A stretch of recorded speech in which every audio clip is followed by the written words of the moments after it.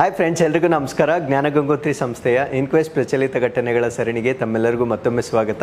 ಇವತ್ತು ನಾವು ಸಂಚಿಕೆ ಸಂಖ್ಯೆ 708 ಡಿಸ್ಕಸ್ ಮಾಡ್ತಾ ಇದ್ದೇವೆ. ದಿನಾಂಕ 13 ಮತ್ತು 14 ಜೂನ್ 2024. ಸೊ ಇವತ್ತಿನ ಅಪ್ಡೇಟ್ಸನ್ನು ಡಿಸ್ಕಸ್ ಮಾಡೋದಕ್ಕಿಂತ ಮುಂಚೆ ಕಳೆದ ಸಂಚಿಕೆ 2 ಪ್ರಶ್ನೆಗಳ ಉತ್ತರಗಳು, ಪ್ರಶ್ನೆ ಸಂಖ್ಯೆ 1ಕ್ಕೆ ಆಪ್ಷನ್ ಎ ಮತ್ತು ಪ್ರಶ್ನೆ ಸಂಖ್ಯೆ 2ಕ್ಕೆ ಆಪ್ಷನ್ ಬಿ ಸರಿ ಉತ್ತರವಾಗಿರುತ್ತೆ. ಹಾಗಿದ್ರೆ ಇವತ್ತಿನ ಮೊದಲನೇ ಪ್ರಶ್ನೆಗೆ ಬರೋಣ. ಮಂಗಳ ಗ್ರಹದಲ್ಲಿ 2 ಹೊಸ ಕಂದಕಗಳಿಗೆ ಭಾರತದ ಯಾವ ರಾಜ್ಯಗಳ ಪಟ್ಟಣಗಳ ಹೆಸರನ್ನು ಇಡಲಾಗಿದೆ? 2 new craters on Mars have been named after which towns of Indian states? ಅಂದ್ರೆ ನಾನು ಮಾತಾಡ್ತಾ ಇರ್ತಕ್ಕಂಥದ್ದು ಮಂಗಳ ಗ್ರಹ. ಮಂಗಳ ಗ್ರಹದಲ್ಲಿ ನಮ್ಮ ಭಾರತ ದೇಶದವರು 2 ಕ್ರೇಟರ್ಸ್ ಅಥವಾ ಕಂದಕಗಳನ್ನ ಪತ್ತೆ ಹಚ್ಚಿರ್ತಾರೆ. ಈ 2 ಕಂದಕಗಳಿಗೆ ನಮ್ಮ ಭಾರತ ದೇಶದ 2 ರಾಜ್ಯಗಳಲ್ಲಿರ್ತಕ್ಕಂಥ ಪಟ್ಟಣಗಳ ಹೆಸರನ್ನ ಇಟ್ಟಿರ್ತಾರೆ. ಆ ರಾಜ್ಯಗಳು ಯಾವುವು ಅನ್ನೋದು ನಮ್ಮ ಪ್ರಶ್ನೆ ಆಗಿರುತ್ತೆ. ಈ ಪ್ರಶ್ನೆಗೆ ಸರಿಯಾದ ಉತ್ತರ ಬಿಹಾರ ಮತ್ತು ಉತ್ತರ ಪ್ರದೇಶಕ್ಕೆ ಸಂಬಂಧಪಟ್ಟಿರ್ತಕ್ಕಂಥ 2 ಪಟ್ಟಣಗಳ ಹೆಸರನ್ನ ಇಟ್ಟಿರ್ತಾರೆ. ಆ 2 ಪಟ್ಟಣಗಳ ಹೆಸರೇನು ಅನ್ನೋದನ್ನ ಈ ಆರ್ಟಿಕಲ್ ಅಲ್ಲಿ ನಾವು ಡಿಸ್ಕಸ್ ಮಾಡೋಣ. ಅದ್ರ ಜೊತೆಗೆ ಈ ನೇಮ್ಸ್ ಅನ್ನ ಅಪ್ರೂವ್ ಮಾಡ್ತಕ್ಕಂಥವ್ರು ಯಾರು, ನಮ್ಮಷ್ಟಕ್ಕೆ ನಾವೇ ನೇಮ್ಸ್ ಅನ್ನ ಇಟ್ಕೊಳ್ಬೋದಾ ಅಥವಾ ಇಂಟರ್ನ್ಯಾಷನಲಿ ಯಾವುದಾದ್ರೂ ಒಂದು ಯೂನಿಟ್ ಇದೆಯಾ ಅನ್ನೋದ್ರ ಬಗ್ಗೆ ಕೂಡ ಸಂಪೂರ್ಣವಾಗಿ ನಾವು ಡಿಸ್ಕಸ್ ಮಾಡ್ತಾ ಬರೋಣ. ಈ ಚಿತ್ರದಲ್ಲಿ ನಾವು ಮಂಗಳ ಗ್ರಹವನ್ನ ನಾವು ನೋಡ್ಬೋದಾಗಿರುತ್ತೆ. ಇಲ್ಲಿ ಒಲಂಪಸ್ ಮಾನ್ಸ್ ಅನ್ನ ನಾವು ನೋಡ್ಬೋದಾಗಿರುತ್ತೆ. ಇಲ್ಲಿರ್ತಕ್ಕಂಥ ಒಂದು ವಾಲ್ಕೆನೋವನ್ನ ನಾವು ತಾರ್ಸಿಸ್ ವಾಲ್ಕೆನೋ ಅಂತ ಕರೀತೇವೆ. ಈ ಒಂದು ಜ್ವಾಲಾಮುಖಿಯ ಅಕ್ಕಪಕ್ಕದಲ್ಲಿರ್ತಕ್ಕಂಥ ಕಂದಕಗಳನ್ನ ನಮ್ಮ ಭಾರತ ದೇಶದ ವಿಜ್ಞಾನಿಗಳು ಕಂಡುಹಿಡಿದಿರ್ತಾರೆ. ಈ ಒಂದು ಕಂದಕಗಳನ್ನ ಏನು ಕಂಡುಹಿಡಿದಿದ್ದಾರೆ, ಅದನ್ನ ಎಕ್ಸ್ಪ್ಯಾಂಡ್ ಮಾಡಿದಾಗ ನಾವಿಲ್ಲಿ ನೋಡ್ಬೋದಾಗಿರುತ್ತೆ. ಈ ಮಧ್ಯದಲ್ಲಿ ಕಾಣ್ತಾ ಇರ್ತಕ್ಕಂಥ ಒಂದು ಕಂದಕ, ಇದು ಬಿಗ್ಗೆಸ್ಟ್ ಇಲ್ಲಿ ಕಾಣ್ತಾ ಇರ್ತಕ್ಕಂಥ ಒಂದು ದೊಡ್ಡದಾಗಿರ್ತಕ್ಕಂಥ ಕಂದಕವಾಗಿರುತ್ತೆ. ಇದಕ್ಕೆ ಲಾಲ್ ಅಂತ ನಾಮಕರಣ ಮಾಡಿರ್ತಾರೆ. ಲಾಲ್ನ ಪಕ್ಕದಲ್ಲಿ ಅಂದ್ರೆ ವೆಸ್ಟ್ಗೆ ಒಂದು ಚಿಕ್ಕದಾದ ಒಂದು ಕಂದಕವಿರುತ್ತೆ, ಈಸ್ಟ್ಗೆ ಒಂದು ಚಿಕ್ಕದಾಗಿರ್ತಕ್ಕಂಥ ಒಂದು ಕಂದಕವಿರುತ್ತೆ. ವೆಸ್ಟ್ಗೆ ಇರೋದನ್ನ ಇಲ್ಸಾ ಅಂತ ನಾಮಕರಣ ಮಾಡಿರ್ತಾರೆ. ಈಸ್ಟ್ಗೆ ಇರೋದನ್ನ ನಾವು ಮುರ್ಸಾನ್ ಅಂತ ನಾಮಕರಣ ಮಾಡಿರ್ತಾರೆ. ಇಲ್ಸಾ ಯಾವ ರಾಜ್ಯದ ನಗರ ಮತ್ತೆ ಮುರ್ಸಾನ್ ಯಾವ ರಾಜ್ಯದ ನಗರ ಅಂತ ಈ ಒಂದು ಆರ್ಟಿಕಲ್ ಅಲ್ಲಿ ನಾವು ಡಿಸ್ಕಸ್ ಮಾಡ್ತಾ ಬರೋಣ. ಅಪ್ಡೇಟ್ ಏನು ಅಂದ್ರೆ, ಈ ಒಂದು ನೇಮಿಂಗ್ ಅನ್ನ ಅಪ್ರೂವ್ ಮಾಡ್ತಕ್ಕಂಥವ್ರು ಯಾರು ಅಂದ್ರೆ ಇಂಟರ್ನ್ಯಾಷನಲ್ ಆಸ್ಟ್ರೋನಾಮಿಕಲ್ ಯೂನಿಯನ್ ವತಿಯಿಂದ ಅಪ್ರೂವ್ ಮಾಡ್ತಕ್ಕಂಥ ಒಂದು ಪದ್ಧತಿ ಆಗಿರುತ್ತೆ. ಇವರು 2 ಹೊಸ ಕಂದಕಗಳಿಗೆ ಮಂಗಳ ಗ್ರಹದಲ್ಲಿರ್ತಕ್ಕಂಥ 2 ಕ್ರೇಟರ್ಸ್ಗೆ ಈಗ ಭಾರತ ದೇಶದ 2 ರಾಜ್ಯಗಳ ನಗರಗಳ ಹೆಸರನ್ನ ಇಟ್ಟಿರ್ತಾರೆ. ಒಂದು ಉತ್ತರ ಪ್ರದೇಶದಲ್ಲಿರ್ತಕ್ಕಂಥ ನಗರ, ಅದನ್ನ ನಾವು ಮುರ್ಸಾನ್ ಅಂತ ಕರಿತೇವೆ. ಇನ್ನೊಂದು ಬಿಹಾರದಲ್ಲಿರ್ತಕ್ಕಂಥ ಇನ್ನೊಂದು ನಗರ, ಅದನ್ನ ನಾವು ಇಲ್ಸಾ ಅಂತ ಕರಿತೇವೆ. ಹಾಗಿದ್ರೆ ಈ ಕಂದಕಗಳನ್ನ ಯಾರು ಪತ್ತೆ ಹಚ್ಚಿರ್ತಕ್ಕಂಥದ್ದು? ಇದನ್ನ ಕಂಡುಹಿಡ್ತಿರ್ತಕ್ಕಂಥವ್ರು physical research laboratory in Ahmedabad, India. ನಮ್ಮ ಭಾರತ ದೇಶದ ಫಿಸಿಕಲ್ ರಿಸರ್ಚ್ ಲ್ಯಾಬೊರೇಟರಿಯ ವಿಜ್ಞಾನಿಗಳು ಕಂಡುಹಿಡಿದಿರ್ತಕ್ಕಂಥ ಕಂದಕಗಳಾಗಿರ್ತವೆ. Located in Tharsis volcanic region. ನಾನು ಚಿತ್ರದಲ್ಲೇ ತೋರಿಸಿರೋ ಹಾಗೆ ಅಲ್ಲೊಂದು ತಾರ್ಸಿಕ್ ಜ್ವಾಲಾಮುಖಿ ಪ್ರದೇಶ ಇರುತ್ತೆ. ಈ ಪ್ರದೇಶದಲ್ಲಿ ಪತ್ತೆ ಆಗಿರ್ತಕ್ಕಂಥ 2 ಕಂದಕಗಳಾಗಿರ್ತವೆ. ಅದರಲ್ಲಿ ಮೊದಲನೇದನ್ನ ನಾವು ಮುರ್ಸಾನ್ ಕ್ರೇಟರ್ ಅಂತ ಕರೀತೇವೆ. ಇದು 10 ಕಿಲೋಮೀಟರ್ಸ್ ವೈಡ್ ಕ್ರೇಟರ್, ಅಂದ್ರೆ 10 ಕಿಲೋಮೀಟರ್ ಅಗಲವಾಗಿರ್ತಕ್ಕಂಥ ಒಂದು ಕಂದಕವಾಗಿರುತ್ತೆ. Superimposed on the eastern rim of the larger crater name Lal crater. ಅಲ್ಲಿ ನಾನು ಮಧ್ಯದಲ್ಲೇ ತೋರಿಸಿದಾಗೆ ಒಂದು ಲಾಲ್ ಕ್ರೇಟರ್ ಅಂತ ಇರುತ್ತೆ. ಲಾಲ್ ಕ್ರೇಟರ್ಗೆ ಯಾವ ರೀಜನ್ ಅಲ್ಲಿ ಅಂದ್ರೆ ಈಸ್ಟರ್ನ್ ಅಂದ್ರೆ ಪೂರ್ವದ ದಿಕ್ಕಿನಲ್ಲಿ ಅದು ಓವರ್ಲ್ಯಾಪ್ ಆಗಿರುವ ಹಾಗೆ ಕಾಣಿಸ್ತಾ ಇರ್ತಕ್ಕಂಥ ಒಂದು ಕಂದಕವಾಗಿರುತ್ತೆ. ಇನ್ನೊಂದನ್ನ ಇಲ್ಸಾ ಕ್ರೇಟರ್ ಅಂತ ಕೂಡ ಕರಿತೇವೆ. ಇದು ಕೂಡ 10 ಕಿಲೋಮೀಟರ್ಸ್ ಅಗಲವನ್ನ ಹೊಂದಿರತಕ್ಕಂಥ ಒಂದು ಕ್ರೇಟರ್ ಆಗಿರುತ್ತೆ. ಇದು ಲಾಲ್ ಕ್ರೇಟರ್ಗೆ ವೆಸ್ಟರ್ನ್ ಸೈಡ್ ಅಲ್ಲಿ ಓವರ್ಲ್ಯಾಪ್ ಆಗಿರ್ತಕ್ಕಂಥದ್ದು ಅಥವಾ ಅತಿಕ್ರಮಿಸಿರುವ ರೀತಿಯಲ್ಲಿ ಕಾಣಿಸ್ತಕ್ಕಂಥ ಒಂದು ಕಂದಕವಾಗಿರುತ್ತೆ. ಎಂಟೈರ್ ಏರಿಯಾ ಆಫ್ ಈ ಒಂದು ಲಾಲ್ ಕ್ರೇಟರ್ ಏನಿದೆ, ಇದು ಏನ್ರಿಂದ ಕವರ್ ಆಗಿರುತ್ತೆ ಅಂದ್ರೆ ಲಾವಾದಿಂದ ಕವರ್ ಆಗಿರುತ್ತೆ. ಈ ಪಾಯಿಂಟ್ಸ್ ತುಂಬಾ ಇಂಪಾರ್ಟೆಂಟ್ ಆಗಿರುತ್ತೆ. ಕ್ರೇಟರ್ ಎಂಟಿ ಆಗಿರೋದಿಲ್ಲ, ಅಂದ್ರೆ ಆ ಒಂದು ಹಳ್ಳ ಬಹಳ ಹಿಂದೆ ಕ್ರಿಯೇಟ್ ಆಗಿರುತ್ತೆ. ಬಟ್ ಈಗ ಅದನ್ನ ಅನ್ವೇಷಣೆ ಮಾಡಿದಾಗ ಅದು ಲಾವಾದಿಂದ ತುಂಬಿಕೊಂಡಿರ್ತಕ್ಕಂಥದ್ದನ್ನ ನಾವು ನೋಡ್ಬೋದಾಗಿರುತ್ತೆ. ಅದರ ಸಬ್ ಸರ್ಫೇಸ್ ಅನ್ನ ನಾವು ನೋಡಿದಾಗ ಅಂದ್ರೆ ಉಪ ಮೇಲ್ಮೈಯನ್ನ ನಾವು ನೋಡಿದಾಗ ಯಾವುದರ ಮುಖಾಂತರ ಅಂದ್ರೆ ನಾಸಾಸ್ ಶರದ್ ಇನ್ಸ್ಟ್ರೂಮೆಂಟ್ ಅಂತ ಕರಿತೇವೆ. ಈ ಒಂದು ಇನ್ಸ್ಟ್ರೂಮೆಂಟ್ ನ ಮುಖಾಂತರ ಈ ಒಂದು ಲಾಲ್ ಕ್ರೇಟರ್ ಅನ್ನ ಗಮನಿಸಿದಾಗ ಇದು ಇನ್ಸ್ಟ್ರೂಮೆಂಟ್ ಆನ್ ಮಾರ್ಸ್ ರೆಕಾಯ್ನಸೆನ್ಸ್ ಆರ್ಬಿಟರ್, ಅಂದ್ರೆ ಮಾರ್ಸ್ ರೆಕಾಯ್ನಸೆನ್ಸ್ ಆರ್ಬಿಟರ್ ಮೇಲೆ ಇರ್ತಕ್ಕಂಥ ಒಂದು ಇನ್ಸ್ಟ್ರೂಮೆಂಟ್. ಆ ಒಂದು ಇನ್ಸ್ಟ್ರೂಮೆಂಟ್ ಅನ್ನ ನಾವು ಶರದ್ ಇನ್ಸ್ಟ್ರೂಮೆಂಟ್ ಅಂತ ಕರಿತೇವೆ. ಇದನ್ನ ಲಾಂಚ್ ಮಾಡಿರ್ತಕ್ಕಂಥವ್ರು ಯಾರು ಅಂದ್ರೆ ನಾಸಾದವರು ಲಾಂಚ್ ಮಾಡಿರ್ತಕ್ಕಂಥ ಒಂದು ಇನ್ಸ್ಟ್ರೂಮೆಂಟ್ ಆಗಿರುತ್ತೆ. ಆಗಿರುತ್ತೆ. ಸೊ ಈ ಒಂದು ಇನ್ಸ್ಟ್ರೂಮೆಂಟ್ ಕೊಟ್ಟಿರ್ತಕ್ಕಂಥ ಒಂದು ಮಾಹಿತಿಯ ಪ್ರಕಾರ 45 metre thick sedimentary deposit beneath the crater floor, ಅಂದ್ರೆ ಆ ಒಂದು ಕಂದಕದ ಫ್ಲೋರ್ ಏನಿರುತ್ತೆ ಸೊ ಅದರಲ್ಲಿ 45 ಮೀಟರ್ ಥಿಕ್ನೆಸ್ ಇರ್ತಕ್ಕಂಥ ಒಂದು ಡೆಪಾಸಿಟ್ ಅಥವಾ ಠೇವಣಿ ಆಗಿರ್ತಕ್ಕಂಥದ್ದನ್ನ ನಾವು ನೋಡ್ಬೋದಾಗಿರುತ್ತೆ. ಹಾಗಿದ್ರೆ ಇದರಿಂದ ನಮ್ಗೆ ಏನ್ ಅರ್ಥ ಆಗುತ್ತೆ ಅಂದ್ರೆ, ಆ ಒಂದು ಡೆಪಾಸಿಟ್ ಇಂದ ನಮ್ಗೆ ಏನ್ ಅರ್ಥ ಆಗುತ್ತೆ ಅಂದ್ರೆ, ಸೊ ಇದು ಮಾರ್ಸ್ ನಲ್ಲಿ there was once water flowed on the Martian surface, ಅಂದ್ರೆ ಮಂಗಳ ಗ್ರಹದ ಮೇಲ್ಮೈನಲ್ಲಿ ಸೊ ಒಂದು ಕಾಲದಲ್ಲಿ ನೀರು ಹರಿತಾ ಇತ್ತು ಅಂತಕ್ಕಂಥ ವರದಿಯನ್ನ ಸೊ ನಾವು ಈ ಒಂದು ಎವಿಡೆನ್ಸ್ ನ ಮುಖಾಂತರ ಪತ್ತೆ ಹಚ್ಚಬಹುದಾಗಿರುತ್ತೆ. ಹಾಗಿದ್ರೆ ಸೊ ಈ ಒಂದು ನಾಮಕರಣವನ್ನ ಮಾಡ್ತಕ್ಕಂಥ ಯೂನಿಟ್ ಅನ್ನ ನಾವು ಇಂಟರ್ನ್ಯಾಷನಲ್ ಆಸ್ಟ್ರೋನಾಮಿಕಲ್ ಯೂನಿಯನ್ ಅಂತ ಕರೀತೇವೆ. ಸೊ ಇದೊಂದು ಇಂಟರ್ನ್ಯಾಷನಲ್ ನಾನ್ ಗವರ್ನಮೆಂಟಲ್ ಆರ್ಗನೈಸೇಷನ್ ಆಗಿರುತ್ತೆ, ಅಂದ್ರೆ ಸರ್ಕಾರೇತರವಾಗಿರ್ತಕ್ಕಂಥ ಒಂದು ಸಂಸ್ಥೆ ಆಗಿರುತ್ತೆ. ಸೊ ಈ ಒಂದು ಸಂಸ್ಥೆ ಆಸ್ಟ್ರೋನಾಮಿಗೆ ಸಂಬಂಧಪಟ್ಟಂತೆ ಎಲ್ಲಾ ಆಸ್ಪೆಕ್ಟ್ಸ್ ಗಳನ್ನ ಕವರ್ ಮಾಡ್ತಕ್ಕಂಥ ಒಂದು ಸಂಸ್ಥೆ ಇದಾಗಿರುತ್ತೆ. ಸೊ ಇದನ್ನ ಸ್ಥಾಪನೆ ಮಾಡಿರ್ತಕ್ಕಂಥದ್ದು 28 ಜುಲೈ 1919 ಇದನ್ನ ಸ್ಥಾಪನೆ ಮಾಡಿರ್ತಾರೆ. ಸೊ ಇದನ್ನ ಸ್ಥಾಪನೆ ಮಾಡಿದ್ದು ಬೆಲ್ಜಿಯಂ ಬ್ರುಸೆಲ್ಸ್ ನಲ್ಲಿ ಇದನ್ನ ಸ್ಥಾಪನೆ ಮಾಡಿರ್ತಾರೆ.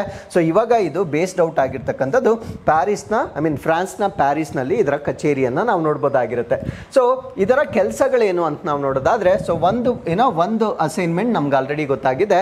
ಸೊ ಅಫಿಷಿಯಲ್ ನೇಮ್ಸ್ ಅನ್ನ ಅಥಾರಿಟಿ ಅಫಿಷಿಯಲ್ ನೇಮ್ಸ್ ಅನ್ನ ಅವರು ಪ್ರೊನೌನ್ಸ್ ಮಾಡ್ತಕ್ಕಂಥ ಅಥವಾ ಅಪ್ರೂವ್ ಮಾಡ್ತಕ್ಕಂಥ ಒಂದು ಅಧಿಕಾರವನ್ನ ಹೊಂದಿರ್ತಾರೆ. ಸೊ ಅದರ ಜೊತೆಗೆ designations to the astronomical objects, ಅಂದ್ರೆ ಆಸ್ಟ್ರೋನಾಮಿಕಲ್ ಆಬ್ಜೆಕ್ಟ್ಸ್ ಅಥವಾ ಖಗೋಳ ಶಾಸ್ತ್ರದ ವಸ್ತುಗಳೇನಿರ್ತವೆ ಸೊ ಅದನ್ನ ನಿಯೋಜನೆ ಮಾಡ್ತಕ್ಕಂಥದ್ದು.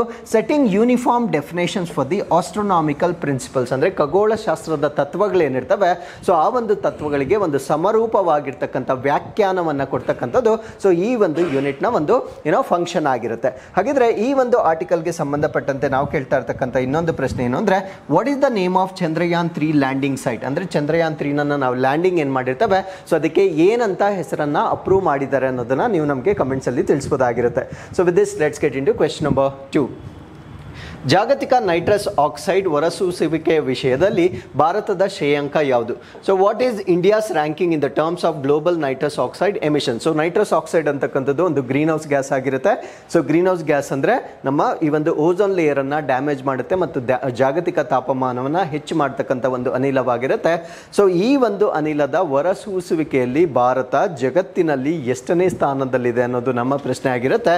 ಸೊ ಈ ಪ್ರಶ್ನೆಗೆ ಸರಿಯಾದ ಉತ್ತರ ನಮ್ಮ ಭಾರತ ದೇಶ 2ನೇ ಸ್ಥಾನದಲ್ಲಿರ್ತಕ್ಕಂಥದ್ದನ್ನ ನಾವು ನೋಡಬಹುದಾಗಿರುತ್ತೆ. ಸೊ ಅಪ್ಡೇಟ್ ಏನು ಅಂದ್ರೆ, so India is world second largest emitter of nitrous oxide. So ಈ ಒಂದು ಸಾರಜನಕದ ಆಕ್ಸೈಡ್ ಅನ್ನ ಎಮಿಟ್ ಮಾಡುವಲ್ಲಿ ಭಾರತ ಪ್ರಪಂಚದಲ್ಲಿಯೇ 2ನೇ ಸ್ಥಾನದಲ್ಲಿರ್ತಕ್ಕಂಥದ್ದನ್ನ ನಾವು ನೋಡಬಹುದಾಗಿರುತ್ತೆ. ಹಾಗಿದ್ರೆ ಸೊ ಜಾಗತಿಕವಾಗಿ ನಾವು ಎಷ್ಟು ಪರ್ಸೆಂಟೇಜ್ ಆಫ್ ನೈಟ್ರಸ್ ಆಕ್ಸೈಡ್ ಅನ್ನ ಕಾಂಟ್ರಿಬ್ಯೂಟ್ ಮಾಡ್ತಾ ಇದೀವಿ ಅಂದ್ರೆ, ಸೊ ಆಸ್ ಆಫ್ 2020 ಅಂದ್ರೆ ಈ ಒಂದು ರಿಪೋರ್ಟ್ ಏನಿರುತ್ತೆ ಸೊ 2020 ವೇಳೆಗೆ ತೆಗೆದುಕೊಂಡಿರ್ತಕ್ಕಂಥ ಒಂದು ದಾಖಲೆ ಆಗಿರುತ್ತೆ. Nearly 7% of the global man made emission of nitrous oxide from India, ಅಂದ್ರೆ ಭಾರತ ದೇಶದಿಂದ ಮಾತ್ರ ಜಾಗತಿಕವಾಗಿ 11% ಅಷ್ಟು ನೈಟ್ರಸ್ ಆಕ್ಸೈಡ್ ಅನ್ನ ಮ್ಯಾನ್ ಮೇಡ್ ಅಂದ್ರೆ ಮಾನವಜನ್ಯ ಚಟುವಟಿಕೆಗಳಿಂದ ನಾವು ಪರಿಸರಕ್ಕೆ ಬಿಡುಗಡೆ ಮಾಡ್ತಾ ಇದ್ದೀವಿ ಅಂತಕ್ಕಂಥ ವರದಿಯನ್ನ ನಾವು ನೋಡಬಹುದಾಗಿರುತ್ತೆ. ಸೊ ಮೊದಲನೇ ಸ್ಥಾನದಲ್ಲಿರ್ತಕ್ಕಂಥ ರಾಷ್ಟ್ರ ಚೈನಾ ಆಗಿರುತ್ತೆ. So it is contributing to 16% of the global ಎಮಿಷನ್ಗೆ ಕಾಂಟ್ರಿಬ್ಯೂಟ್ ಮಾಡ್ತಾ ಇರ್ತಕ್ಕಂಥ ಒಂದು ರಾಷ್ಟ್ರವಾಗಿರುತ್ತೆ. ಸೊ ಈ ಒಂದು ನೈಟ್ರಸ್ ಆಕ್ಸೈಡ್ ಏನಿರುತ್ತೆ ಸೊ ಇದು ಕ್ಯುಮ್ಯುಲೇಟಿವ್ಲಿ ಅಂದ್ರೆ ಎಲ್ಲಾ ರಾಷ್ಟ್ರಗಳನ್ನ ನಾವು ಕ್ಯುಮ್ಯುಲೇಟಿವ್ ಆಗಿ ತೆಗೆದುಕೊಂಡಾಗ ಬಿಟ್ವೀನ್ 1980 and 2020 ಅಂದ್ರೆ 1980 ಮತ್ತು 2020 ಮಧ್ಯ ಅದರ ಎಮಿಷನ್ ಜಾಸ್ತಿ ಆಗಿರುತ್ತೆ. ಸೊ ಎಷ್ಟು ಎಮಿಷನ್ ಜಾಸ್ತಿ ಆಗಿರುತ್ತೆ ಅಂದ್ರೆ 40% ಎಮಿಷನ್ ಜಾಸ್ತಿ ಆಗಿರ್ತಕ್ಕಂಥದ್ದನ್ನ ನಾವಿಲ್ಲಿ ಅಬ್ಸರ್ವ್ ಮಾಡಬಹುದಾಗಿರುತ್ತೆ. ಸೊ ಇದರ ಮೇಜರ್ ಸೋರ್ಸಸ್ ಅಂದ್ರೆ ನೈಟ್ರಸ್ ಆಕ್ಸೈಡ್ ಪ್ರಮುಖವಾಗಿ ಎಲ್ಲಿಂದ ಉತ್ಪತ್ತಿ ಆಗುತ್ತೆ ಅಂತ ನಾವು ನೋಡೋದಾದ್ರೆ, so agriculture production using nitrogen fertilisers ಅಂದ್ರೆ ಈ ಒಂದು ಸಾರಜನಕದ ರಸಗೊಬ್ಬರಗಳನ್ನ ಬಳಕೆ ಮಾಡಿಕೊಂಡು ನಾವು ಕೃಷಿ ಮಾಡ್ತಕ್ಕಂಥದ್ದು ಇದರ ಪ್ರಮುಖ ಬಿಡುಗಡೆಗೆ ಕಾರಣವಾಗಿರುತ್ತೆ. ಸೊ ಅದ್ರ ಜೊತೆಗೆ ಆನಿಮಲ್ ಮೆನ್ಯೂರ್ಸ್ ಅಂದ್ರೆ ಪ್ರಾಣಿ ಗೊಬ್ಬರಗಳ ತಯಾರಿಕೆ ಏನಿರುತ್ತೆ ಸೊ ಇದರಿಂದ ಕೂಡ ನೈಟ್ರಸ್ ಆಕ್ಸೈಡ್ ಹೆಚ್ಚಾಗಿ ಬಿಡುಗಡೆ ಆಗುತ್ತೆ. ಸೊ ಇದರಿಂದ ನಮ್ಗೆ ಆಗ್ತಕ್ಕಂಥ ಪ್ರಾಬ್ಲಮ್ ಏನು, ವಾಟ್ ಆರ್ ದಿ ಇಂಪ್ಯಾಕ್ಟ್ಸ್ ಅಂತ ನಾವು ನೋಡೋದಾದ್ರೆ, ಸೊ ಇದು depletion of the ozone layer ಅಂದ್ರೆ ನಮ್ಮ ಅಟ್ಮಾಸ್ಫಿಯರ್ ಅಲ್ಲಿ ಇರ್ತಕ್ಕಂಥ ಓಝೋನ್ ರಂಧ್ರವನ್ನ ಅದು ನಾಶಗೊಳಿಸುತ್ತೆ. ಓಝೋನ್ ರಂಧ್ರ ನಾಶಗೊಳಿಸಿದಾಗ ಸೂರ್ಯನ ಅಲ್ಟ್ರಾವೈಲೆಟ್ ರೇಡಿಯೇಷನ್ಸ್ ನಮ್ಮ ಮೇಲೆ ನೇರವಾಗಿ ಬೀಳೋದ್ರಿಂದ ಸೊ ಅದರಿಂದ ಸಾಕಷ್ಟು ಕಾಂಪ್ಲಿಕೇಶನ್ಸ್ ಅನ್ನ ನಾವು ಫೇಸ್ ಮಾಡಬೇಕಾಗಿರುತ್ತೆ. ಸೊ ಅದಾದ್ಮೇಲೆ ಇದು soil the nitrogen excess nitrogen ಏನಿರುತ್ತೆ, ಸೊ ಇದು ಸಾಯಿಲ್ ವಾಟರ್ ಏರ್ ಪೊಲ್ಯೂಷನ್ಗೂ ಕೂಡ ಕಾಂಟ್ರಿಬ್ಯೂಟ್ ಮಾಡುತ್ತೆ. ಅಂದ್ರೆ ಮಣ್ಣು, ಅದಾದ್ಮೇಲೆ ನೀರು ಮತ್ತೆ ಈ ಒಂದು ಗಾಳಿಯ ಪೊಲ್ಯೂಷನ್ ಅಥವಾ ಮಾಲಿನ್ಯಕ್ಕೂ ಕೂಡ ಕಾರಣವಾಗಿರ್ತಕ್ಕಂಥ ಒಂದು ಅನಿಲವಾಗಿರುತ್ತೆ. So what is the urgency ಅಂದ್ರೆ ಇದನ್ನ ನಾವು ಯಾಕೆ ಕಡಿಮೆ ಮಾಡಬೇಕಂದ್ರೆ, so because of Paris agreement. ಅಂದ್ರೆ ಈ ಒಂದು ಪ್ಯಾರಿಸ್ ಅಗ್ರಿಮೆಂಟ್ ಏನಿರುತ್ತೆ, ಸೊ ಈ ಒಂದು ಪ್ಯಾರಿಸ್ ಅಗ್ರಿಮೆಂಟ್ ಅನ್ನ ನಾವು ಫುಲ್ಫಿಲ್ ಮಾಡಬೇಕಾಗಿದ್ರೆ ಅಂದ್ರೆ, ಸೊ ಈ ಒಂದು ಜಾಗತಿಕ ತಾಪಮಾನ ಏರಿಕೆಯ ಸರಾಸರಿ ಏನಿರುತ್ತೆ 1.5 ಡಿಗ್ರಿ ಸೆಲ್ಸಿಯಸ್ ಒಳಗಡೆ ಲಿಮಿಟ್ ಮಾಡ್ತಕ್ಕಂಥ ಪ್ಯಾರಿಸ್ ಅಗ್ರಿಮೆಂಟ್ ನ ನಮ್ಮ ಟಾರ್ಗೆಟ್ ಏನಿರುತ್ತೆ, ಸೊ ಈ ಒಂದು ಟಾರ್ಗೆಟ್ ಅನ್ನ ಅಚೀವ್ ಮಾಡಬೇಕಾಗಿದ್ರೆ ನೈಟ್ರಸ್ ಆಕ್ಸೈಡ್ ಎಮಿಷನ್ ಅನ್ನ ನಾವು ಕಟ್ ಡೌನ್ ಮಾಡಬೇಕಾಗಿರುತ್ತೆ.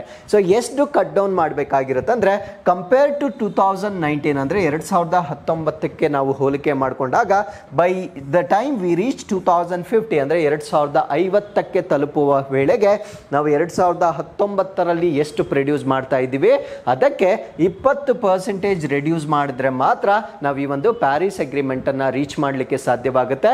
ಸೊ ಅದರ್ವೈಸ್ ನಾವು ಪ್ಯಾರಿಸ್ ಅಗ್ರಿಮೆಂಟ್ ಅನ್ನ ರೀಚ್ ಮಾಡಲಿಕ್ಕೆ ಸಾಧ್ಯವಾಗೋದಿಲ್ಲ.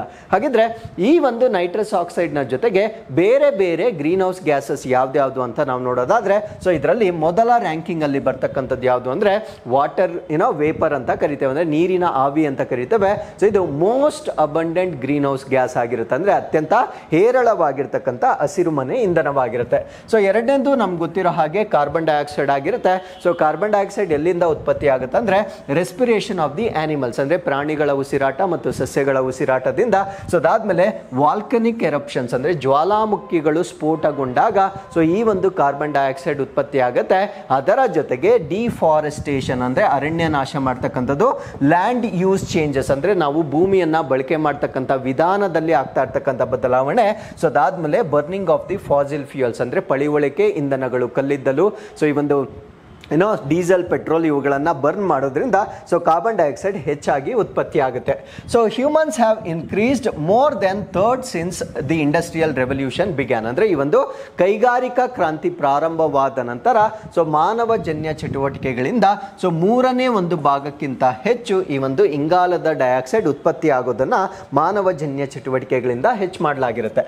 So next greenhouse gas ಅನ್ನ ನಾವು ಮೀಥೇನ್ ಅಂತ ಕರಿತೇವೆ. ಸೊ ಇದೊಂದು ಹೈಡ್ರೋ ಕಾರ್ಬನ್ ಆಗಿರುತ್ತೆ, ಅಂದ್ರೆ ಇದರಲ್ಲಿ ಕಾರ್ಬನ್ ಇರುತ್ತೆ ಮತ್ತೆ ಹೈಡ್ರೋಜನ್ ಕಂಪಲ್ಸರಿ ಇರಬೇಕಾಗಿರುತ್ತೆ.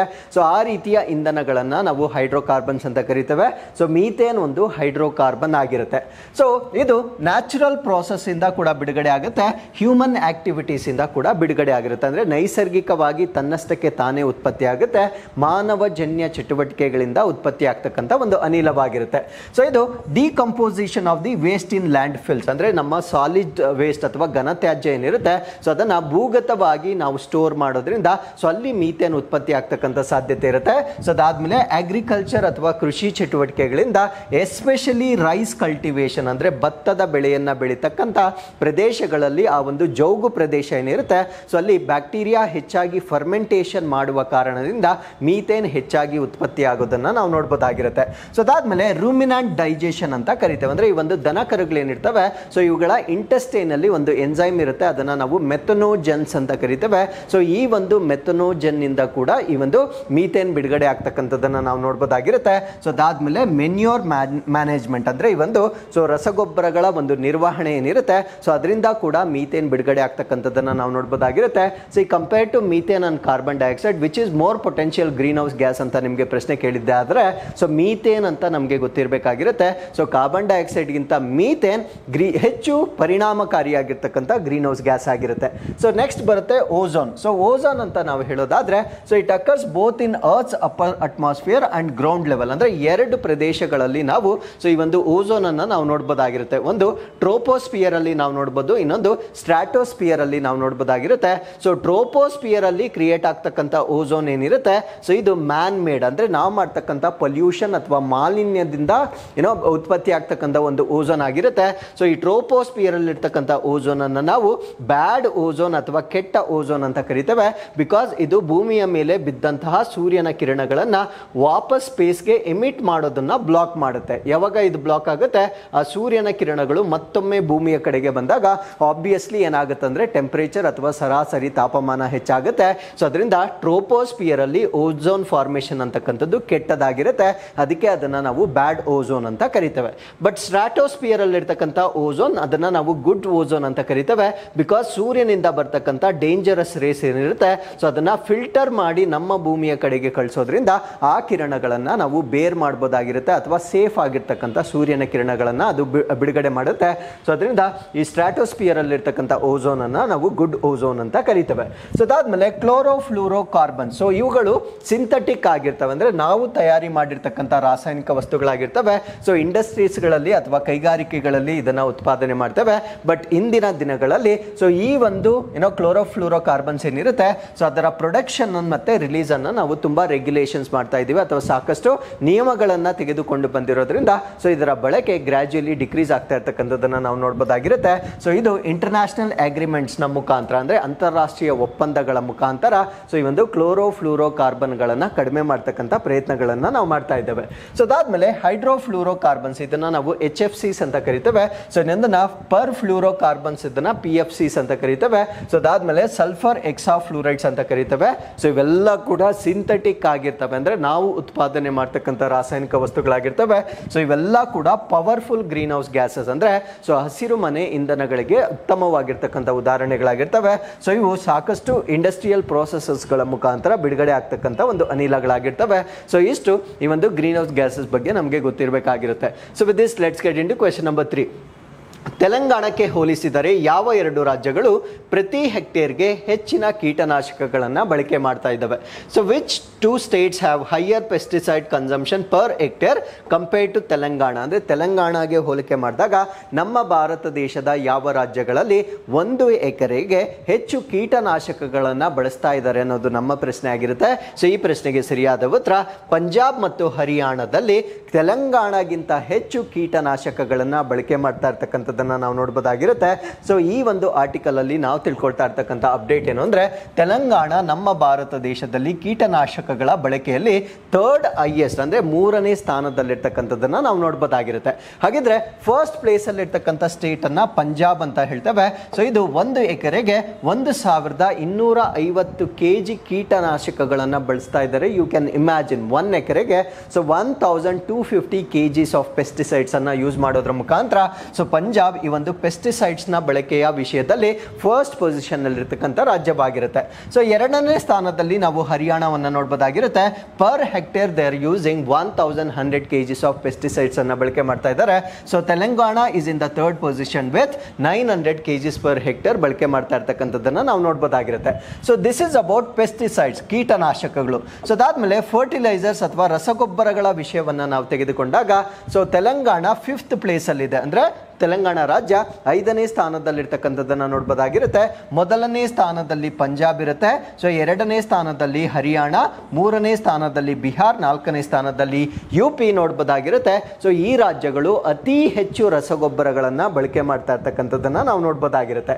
ಸೊ ಈ ಒಂದು ಕಾರಣದಿಂದ ಏನು ಪ್ರಾಬ್ಲಮ್ ಆಗುತ್ತೆ ಅಂದರೆ, ಅಥವಾ ಯಾಕೆ ಈ ಒಂದು ಪೆಸ್ಟಿಸೈಡ್ಗಳ ಬಳಕೆ ಜಾಸ್ತಿ ಆಗ್ತಾ ಇದೆ ಅಂದರೆ, ಬಿಕಾಸ್ ಆಫ್ ದಿ ಮೋನೋಕ್ರಾಪಿಂಗ್, ಅಂದರೆ ಏಕ ಬೆಳೆಗಳನ್ನು ಹೆಚ್ಚಾಗಿ ಬೆಳೀತಾರೆ. ನಮ್ಗೆ ಗೊತ್ತಿರೋ ಹಾಗೆ ಸೊ ಈ ಒಂದು ಹರಿಯಾಣ ಮತ್ತು ಪಂಜಾಬ್ನಲ್ಲಿ ವೀಟ್ ಮತ್ತೆ ಪ್ಯಾಡಿಯನ್ನ ಹೆಚ್ಚಾಗಿ ಬೆಳೀತಾರೆ. ಅದ್ರ ಜೊತೆಗೆ ಕಾಟನ್ ಅನ್ನ ಕೂಡ ಮೇನ್ ಕ್ರಾಪ್ ಆಗಿ ಬೆಳೀತಾ ಇರ್ತಾರೆ. ಅಂದ್ರೆ ಒಂದೇ ಕ್ರಾಪ್ ಅನ್ನ ಬೆಳೆಯೋದ್ರಿಂದ ಸೊ ಅಲ್ಲಿ ಕೀಟಗಳ ಸಂಖ್ಯೆ ಜಾಸ್ತಿ ಆಗುತ್ತೆ. ನಾವು ಕ್ರಾಪ್ ವೇರಿಯೇಷನ್ಸ್ ಮಾಡೋದ್ರ ಮುಖಾಂತರ ಸೊ ಈ ಒಂದು ಕೀಟನಾಶಕಗಳ ಬಳಕೆಯನ್ನ ಕಡಿಮೆ ಮಾಡಬಹುದಾಗಿರುತ್ತೆ. ಸೊ MSP ಅಲ್ಲಿ ಕವರ್ ಆಗಿರ್ತಕ್ಕಂಥ, ಅಂದ್ರೆ ಮಿನಿಮಮ್ ಸಪೋರ್ಟ್ ಪ್ರೈಸ್ ಅಲ್ಲಿ ಕವರ್ ಆಗಿರ್ತಕ್ಕಂಥ ಬೆಳೆಗಳನ್ನೇ ಹೆಚ್ಚಾಗಿ ಬೆಳೆಯುವ ಕಾರಣದಿಂದ ಸೊ ಈ ಒಂದು ಕೀಟನಾಶಕಗಳ ಬಳಕೆ ಹೆಚ್ಚಾಗಿರೋದನ್ನ ನಾವು ನೋಡಬಹುದಾಗಿರುತ್ತೆ.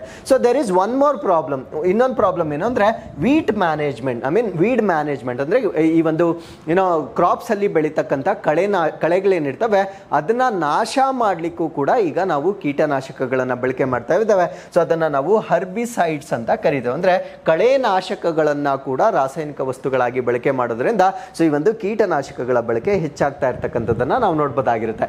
ಸೊ ಇದರಿಂದ ಏನಾಗುತ್ತೆ, so we can face lot of ecological damages, ಅಂದ್ರೆ ಪರಿಸರ ವ್ಯವಸ್ಥೆಗೆ ಸಾಕಷ್ಟು ಡ್ಯಾಮೇಜ್ ಅನ್ನು ಉಂಟು ಮಾಡುತ್ತೆ. ಅಫೆಕ್ಟಿಂಗ್ ಮೈಕ್ರೋ ಆರ್ಗ್ಯಾನಿಸಮ್ಸ್ ಅಂದರೆ ಭೂಮಿಯಲ್ಲಿರ್ತಕ್ಕಂಥ ನಮಗೆ ಅನುಕೂಲವಾಗಿರ್ತಕ್ಕಂಥ ಸೂಕ್ಷ್ಮ ಜೀವಿಗಳು ನಾಶವಾಗ್ತವೆ. ಫಾರ್ ಎಕ್ಸಾಂಪಲ್ ನಿಮಗೆ ಸೊ ಈ ಒಂದು ನೈಟ್ರೋಜನ್ ಫಿಕ್ಸೇಷನ್ ಅಂತ ಕೇಳಿರ್ತಾರೆ, ಅಂದರೆ ಸಾರಜನಕ ಸ್ಥಿರೀಕರಣ ಅಂತ ಕೇಳಿರ್ತಾರ.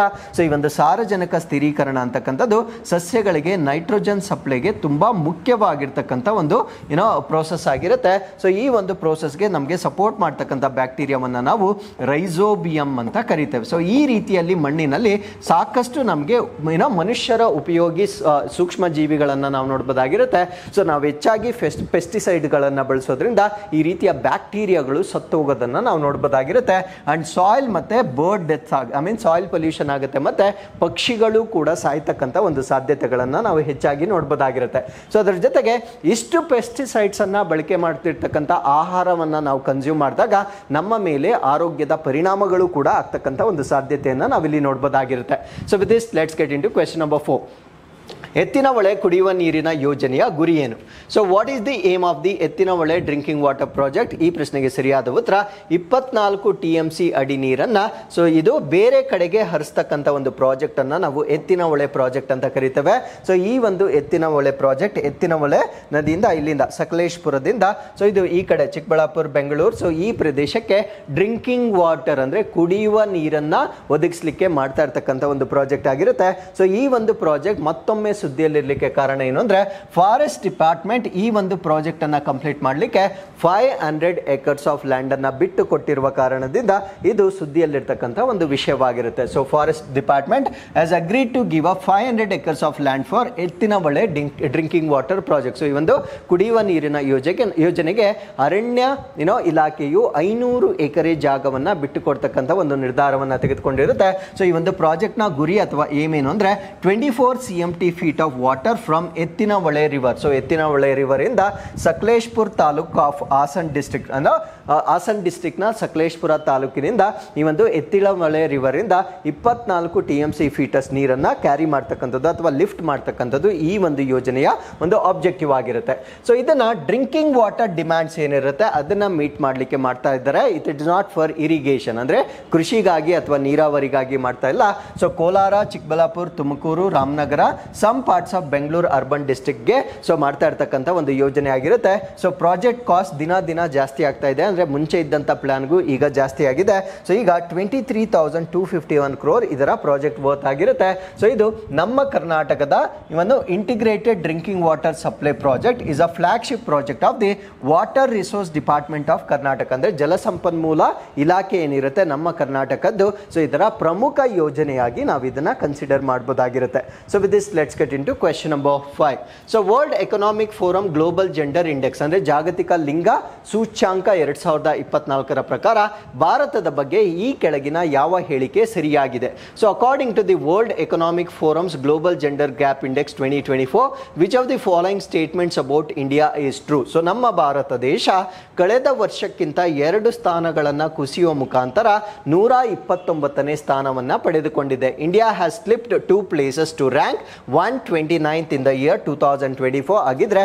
ಸೊ ಈ ಒಂದು ಲಿಂಗ ಸಮಾನತೆಯಲ್ಲಿ ಮೊದಲ ಸ್ಥಾನದಲ್ಲಿರ್ತಕ್ಕಂಥ ರಾಷ್ಟ್ರ ಯಾವುದು ಅಂದರೆ Ireland, second place is taken by Finland, third is Norway, fourth is New Zealand, 5ನೇ ಸ್ಥಾನದಲ್ಲಿ ನಾವು ಸ್ವೀಡನ್ ಅನ್ನು ನೋಡಬಹುದಾಗಿರುತ್ತೆ. ಸೊ ಈ ಒಂದು ರ್ಯಾಂಕಿಂಗ್ ಏನಿರುತ್ತೆ, so this is with respect to current year 2024ಕ್ಕೆ. ಸೊ ನಮ್ಮ ಭಾರತ ದೇಶ 129ನೇ ಸ್ಥಾನವನ್ನು ಪಡೆದುಕೊಂಡಿರುತ್ತೆ. ಸೊ 2 ಪ್ಲೇಸಸ್ ಸ್ಲಿಪ್ ಆಗಿರುತ್ತೆ, ಅಂದರೆ ಕಡಿಮೆ ಆಗಿರುತ್ತೆ. ಸೊ ಕಳೆದ ವರ್ಷಕ್ಕಿಂತ ಈ ಒಂದು ರ್ಯಾಂಕಿಂಗ್ ಕುಸಿದಿರ್ತಕ್ಕಂಥದ್ದನ್ನು ನಾವು ನೋಡ್ಬೋದಾಗಿರುತ್ತೆ. ಸೊ ಏನಕ್ಕೆ ಇಂಡಿಯಾ ರ್ಯಾಂಕಿಂಗ್ ಕಡಿಮೆ ಆಗಿದೆ ಅಂದರೆ ಡಿಕ್ಲೈನ್ ಇನ್ ಎಜುಕೇಷನಲ್ ಅಟೈನ್ಮೆಂಟ್, ಅಂದರೆ ಪುರುಷರಿಗೆ ಹೋಲಿಕೆ ಮಾಡಿದಾಗ ಸೊ ಮಹಿಳೆಯರು ಅಥವಾ ಬಾಲಕಿಯರು ಶಿಕ್ಷಣ ಪಡಿತಾ ಇರ್ತಕ್ಕಂಥ ಸಂಖ್ಯೆ ಕಡಿಮೆ ಆಗಿರ್ತಕ್ಕಂಥದ್ದು. ಸೊ ಅದಾದ್ಮೇಲೆ ಪೊಲಿಟಿಕಲ್ ಎಂಪವರ್ಮೆಂಟ್ ಅಂದರೆ ರಾಜಕೀಯ ಸಬಲೀಕರಣದಲ್ಲಿ ಮಹಿಳೆಯರ ಒಂದು ಭಾಗವಹಿಸುವಿಕೆ ಕಮ್ಮಿ ಆಗಿರ್ತಕ್ಕಂಥದ್ದು ಒಂದು ರೀಸನ್ ಆಗಿರುತ್ತೆ. ಸೊ ನಾವು ಬೆಟರ್ ಮಾಡಿರ್ತಕ್ಕಂಥ ಕ್ಷೇತ್ರ ಯಾವುದು ಅಂದರೆ ಎಕನಾಮಿಕ್ ಪಾರ್ಟಿಸಿಪೇಷನ್, ಅಂದರೆ ವಿಮೆನ್ ಆಂಟ್ರಪ್ರೂನಿಯರ್ಸ್ ಅಥವಾ ಮಹಿಳಾ ಉದ್ಯಮಿಗಳ ಸಂಖ್ಯೆ ಜಾಸ್ತಿ ಆಗಿರುವ ಕಾರಣದಿಂದ ಸೊ ಈ ಒಂದು ಏರಿಯಾದಲ್ಲಿ ಮಾತ್ರ ಜೆಂಡರ್ ಈಕ್ವಾಲಿಟಿಗೆ ನಾವು ಪಾಸಿಟಿವ್ಲಿ ಗ್ರೋ ಆಗಿರ್ತಕ್ಕಂಥದ್ದನ್ನು ನಾವು ನೋಡ್ಬೋದಾಗಿರುತ್ತೆ. ಸೊ ಇದರಲ್ಲಿ ಮೊದಲನೇ ಸ್ಥಾನದಲ್ಲಿರ್ತಕ್ಕಂಥ ಐಸ್ಲ್ಯಾಂಡ್ ಏನಿದೆ, ಸೊ ಕಳೆದ ಒಂದು ಡಿಕೇಡ್ ಡಿಕೇಡ್ನಿಂದ ಕಳೆದ 10 ವರ್ಷಗಳಿಂದ ಇದೇ ಸ್ಥಾನವನ್ನು ಪಡೆದುಕೊಂಡಿರ್ತಕ್ಕಂಥ ರಾಷ್ಟ್ರವಾಗಿರುತ್ತೆ. ಸೊ ಇದಕ್ಕೆ ಪ್ರಮುಖವಾಗಿರ್ತಕ್ಕಂಥ ಕಾರಣ ಏನು ಅಂದರೆ, so it is the only economy to have closed over 90% of its gender gap. ಅಂದರೆ ಸೊ ಆ ಒಂದು ರಾಷ್ಟ್ರದಲ್ಲಿರ್ತಕ್ಕಂಥ ಲಿಂಗ ಅಸಮಾನತೆ ಏನಿದೆ, ಸೊ ಅದನ್ನು 90% ಕಡಿಮೆ ಮಾಡಿರ್ತಕ್ಕಂಥ ಏಕೈಕ ರಾಷ್ಟ್ರವಾಗಿ ನಾವು ಇದನ್ನು ಕನ್ಸಿಡರ್ ಮಾಡ್ಬೋದಾಗಿರುತ್ತೆ. ಹಾಗಿದ್ರೆ ಸೊ ಜೆಂಡರ್ ಈಕ್ವಾಲಿಟಿಯನ್ನು ಮೆಷರ್ ಮಾಡಲಿಕ್ಕೆ 4 ಕೀ ಡೈಮೆನ್ಷನ್ಸ್ ಅಥವಾ ಆಯಾಮಗಳನ್ನು ಬಳಕೆ ಮಾಡ್ತಾರೆ. ಸೊ ಮೊದಲನೇದು ಯಾವುದು ಅಂದರೆ ಎಕನಾಮಿಕ್ ಪಾರ್ಟಿಸಿಪೇಷನ್ ಅಂಡ್ ಆಪರ್ಚುನಿಟಿ. ಅಂದರೆ ಇವತ್ತು ಆರ್ಥಿಕವಾಗಿ ಪಾಲ್ಗೊಳ್ಳುವಿಕೆ ಮತ್ತು ಅವಕಾಶಗಳು, ಮಹಿಳೆಯರಿಗೆ ಎಕನಾಮಿಕಲಿ ಪಾರ್ಟಿಸಿಪೇಟ್ ಮಾಡಲಿಕ್ಕೆ ಎಷ್ಟು ಅವಕಾಶಗಳಿವೆ ಅನ್ನೋದನ್ನ ಚೆಕ್ ಮಾಡ್ತಾರೆ. ಸೊ ಇಂಡಿಯಾ ಇದರಲ್ಲಿ ಬೆಟರ್ ಪರ್ಫಾರ್ಮ್ ಮಾಡಿದೆ. ಸೊ ಅದಾದಮೇಲೆ ಎಜುಕೇಷನಲ್ ಅಟೈನ್ಮೆಂಟ್ ಅಂದರೆ ಶಿಕ್ಷಣವನ್ನು ಪಡಿತಾ ಇರ್ತಕ್ಕಂಥದ್ದು ಇಂಡಿಯಾ ಇದರಲ್ಲಿ ಕಡಿಮೆ ಪರ್ಫಾರ್ಮ್ ಮಾಡಿರುತ್ತೆ. ಹೆಲ್ತ್ ಆ್ಯಂಡ್ ಸರ್ವೈವಲ್, ಆರೋಗ್ಯ ಮತ್ತು ಅವರ ಸರ್ವೈವಲ್, ಸೊ ಇದರಲ್ಲೂ ಕೂಡ ಇಂಡಿಯಾ ಕಡಿಮೆ ಪರ್ಫಾರ್ಮ್ ಮಾಡಿರುತ್ತೆ. ಪೊಲಿಟಿಕಲ್ ಎಂಪವರ್ಮೆಂಟ್ ಅಲ್ಲಂತೂ ಸೊ ಭಾರತ ದೇಶದಲ್ಲಿ ರಾಜಕೀಯ ಪಾಲ್ಗೊಳ್ಳುವಿಕೆ ಅಂತಕ್ಕಂಥದ್ದು ಮಹಿಳೆಯರಲ್ಲಿ ಬಹಳ ಕಡಿಮೆ ಇರುವ ಕಾರಣದಿಂದ ಸೊ ನಮ್ಮ ರ್ಯಾಂಕಿಂಗ್ ಕಳೆದ ವರ್ಷಕ್ಕಿಂತ ಕುಸಿದಿರ್ತಕ್ಕಂಥದ್ದನ್ನು ನಾವು ನೋಡಬಹುದಾಗಿರುತ್ತೆ. So with this let's get in to question number 6. ಭಾರತದ ಮೊದಲ ನೀರೊಳಗಿನ ಉಡಾವಣೆಯ ಅನ್ಮ್ಯಾನ್ಡ್ ಏರಿಯಲ್ ವೆಹಿಕಲ್ಸ್ ಅನ್ನು ಅಭಿವೃದ್ಧಿಪಡಿಸುವ ಮಹತ್ವದ ಹೆಜ್ಜೆ ಇಟ್ಟವರು ಯಾರು? Who has taken a significant step towards developing India's first under water launch vehicles of unmanned aerial vehicles. ಅಂದರೆ ನೀರಿನ ಒಳಗಡೆ ಮಾನವರಹಿತವಾಗಿ ಏರಿಯಲ್ ವೆಹಿಕಲ್ಸ್ ಅನ್ನ ಲಾಂಚ್ ಮಾಡ್ತಕ್ಕಂಥ ಮೊಟ್ಟ ಮೊದಲ ಇನ್ವೆನ್ಷನ್ಸ್ ಅನ್ನ ಮಾಡಿರ್ತಕ್ಕಂಥವ್ರು ಯಾರು ಅನ್ನೋದು ನಮ್ಮ ಪ್ರಶ್ನೆ ಆಗಿರುತ್ತೆ. ಸೊ ಈ ಪ್ರಶ್ನೆಗೆ ಸರಿಯಾದ ಉತ್ತರ DRDO ವತಿಯಿಂದ ಮಾಡಿರ್ತಕ್ಕಂಥ ಒಂದು ಸಾಧನೆ ಇದಾಗಿರುತ್ತೆ. ಸೊ ನಮ್ಮ ಒಂದು ನೇವಲ್ ಕ್ರಾಫ್ಟ್ಸ್ ಏನಿರುತ್ತೆ ಅಥವಾ ಈ ಒಂದು ಜಲಾಂತರ್ಗಾಮಿ ನೌಕೆಗಳೇನಿರ್ತವೆ, ಸೊ ಇದರ ಮುಖಾಂತರ ಅನ್ಮ್ಯಾನ್ಡ್ ಏರಿಯಲ್ ವೆಹಿಕಲ್ಸ್ ಅನ್ನ, ಅಂದರೆ ಇದರಲ್ಲಿ ಯಾರು ಮನುಷ್ಯರು ಇರೋದಿಲ್ಲ, ಸೊ ಈ ರೀತಿ ಏರಿಯಲ್ ವೆಹಿಕಲ್ಸ್ ಅನ್ನ ಲಾಂಚ್ ಮಾಡ್ತಕ್ಕಂಥ ಮೊದಲ ಪ್ರಯತ್ನವನ್ನ DRDO ಸಕ್ಸಸ್ಫುಲ್ ಆಗಿ ಕಂಡಕ್ಟ್ ಮಾಡಿರುತ್ತೆ. ಸೊ DRDO ವತಿಯಿಂದ they are trying to enhance India's underwater military capabilities. ಅಂದರೆ ನೀರಿನ ಒಳಗಡೆ ನಮ್ಮ ಭಾರತ ದೇಶದ ಮಿಲಿಟರಿ ಸಾಮರ್ಥ್ಯವನ್ನು ಹೆಚ್ಚು ಮಾಡ್ತಕ್ಕಂಥ ಒಂದು ಪ್ರಯತ್ನವಾಗಿರುತ್ತೆ. ಸೊ ಈ ಒಂದು ಪ್ರಯತ್ನದ ಭಾಗವಾಗಿ ಸೊ ಅವರು ಅನ್ಮ್ಯಾನ್ಡ್ ಏರಿಯಲ್ ವೆಹಿಕಲ್ಸ್ ಅನ್ನ ಅಂಡರ್ ವಾಟರ್ ಲಾಂಚ್ ಮಾಡ್ತಕ್ಕಂಥ ಒಂದು ಪ್ರಯತ್ನವನ್ನ ಸಕ್ಸಸ್ಫುಲ್ ಆಗಿ ಮಾಡಿರ್ತಾರೆ. ಸೊ ಇದಕ್ಕೆ ಯಾರ ಜೊತೆ ಅವರು ಅಸೋಸಿಯೇಟ್ ಆಗಿರ್ತಾರೆ ಅಂದ್ರೆ Sagar defence engineering private limited. So ಇದೊಂದು ಪುಣೆ ಬೇಸ್ಡ್ ಡಿಫೆನ್ಸ್ ಸ್ಟಾರ್ಟ್ಅಪ್ ಆಗಿರುತ್ತೆ. ಅಂದ್ರೆ ಪುಣೆಯಲ್ಲಿರ್ತಕ್ಕಂಥ ಒಂದು ರಕ್ಷಣಾ ಕ್ಷೇತ್ರದಲ್ಲಿ ಕೆಲಸ ಮಾಡ್ತಕ್ಕಂಥ ಒಂದು ಸ್ಟಾರ್ಟ್ಅಪ್. ಸೊ ಅವರ ಸ್ಟಾರ್ಟ್ಅಪ್ ನೊಂದಿಗೆ ಒಂದು ಟೈಅಪ್ ಅನ್ನ ಮಾಡಿಕೊಳ್ಳುವ ಮುಖಾಂತರ ಸೊ ಈ ಒಂದು under water launch unmanned aerial vehicles ಅನ್ನ DRDO ವತಿಯಿಂದ ಡೆವಲಪ್ ಮಾಡಿರ್ತಕ್ಕಂಥದ್ದನ್ನ ನಾವು ನೋಡಬಹುದಾಗಿರುತ್ತೆ. ಸೊ ಇದು ಫಸ್ಟ್ ಆಫ್ ಇಟ್ಸ್ ಕೈಂಡ್ ಆಗಿರುತ್ತೆ. ಅಂದ್ರೆ ಸಬ್ಮರೈನ್ಗಳ ಮುಖಾಂತರ, ಅಂದ್ರೆ ಜಲಾಂತರ್ಗಾಮಿಗಳ ಮುಖಾಂತರ ಸೊ ಈ ರೀತಿಯಾಗಿ ಅನ್ಮ್ಯಾನ್ಡ್ ಏರಿಯಲ್ ವೆಹಿಕಲ್ಸ್ ಅನ್ನ ಡೆವಲಪ್ ಮಾಡಿರ್ತಕ್ಕಂಥ ಇದೇ ಮೊಟ್ಟ ಮೊದಲ ಉದಾಹರಣೆಯಾಗಿ ನಾವು ಕನ್ಸಿಡರ್ ಮಾಡಬಹುದಾಗಿರುತ್ತೆ.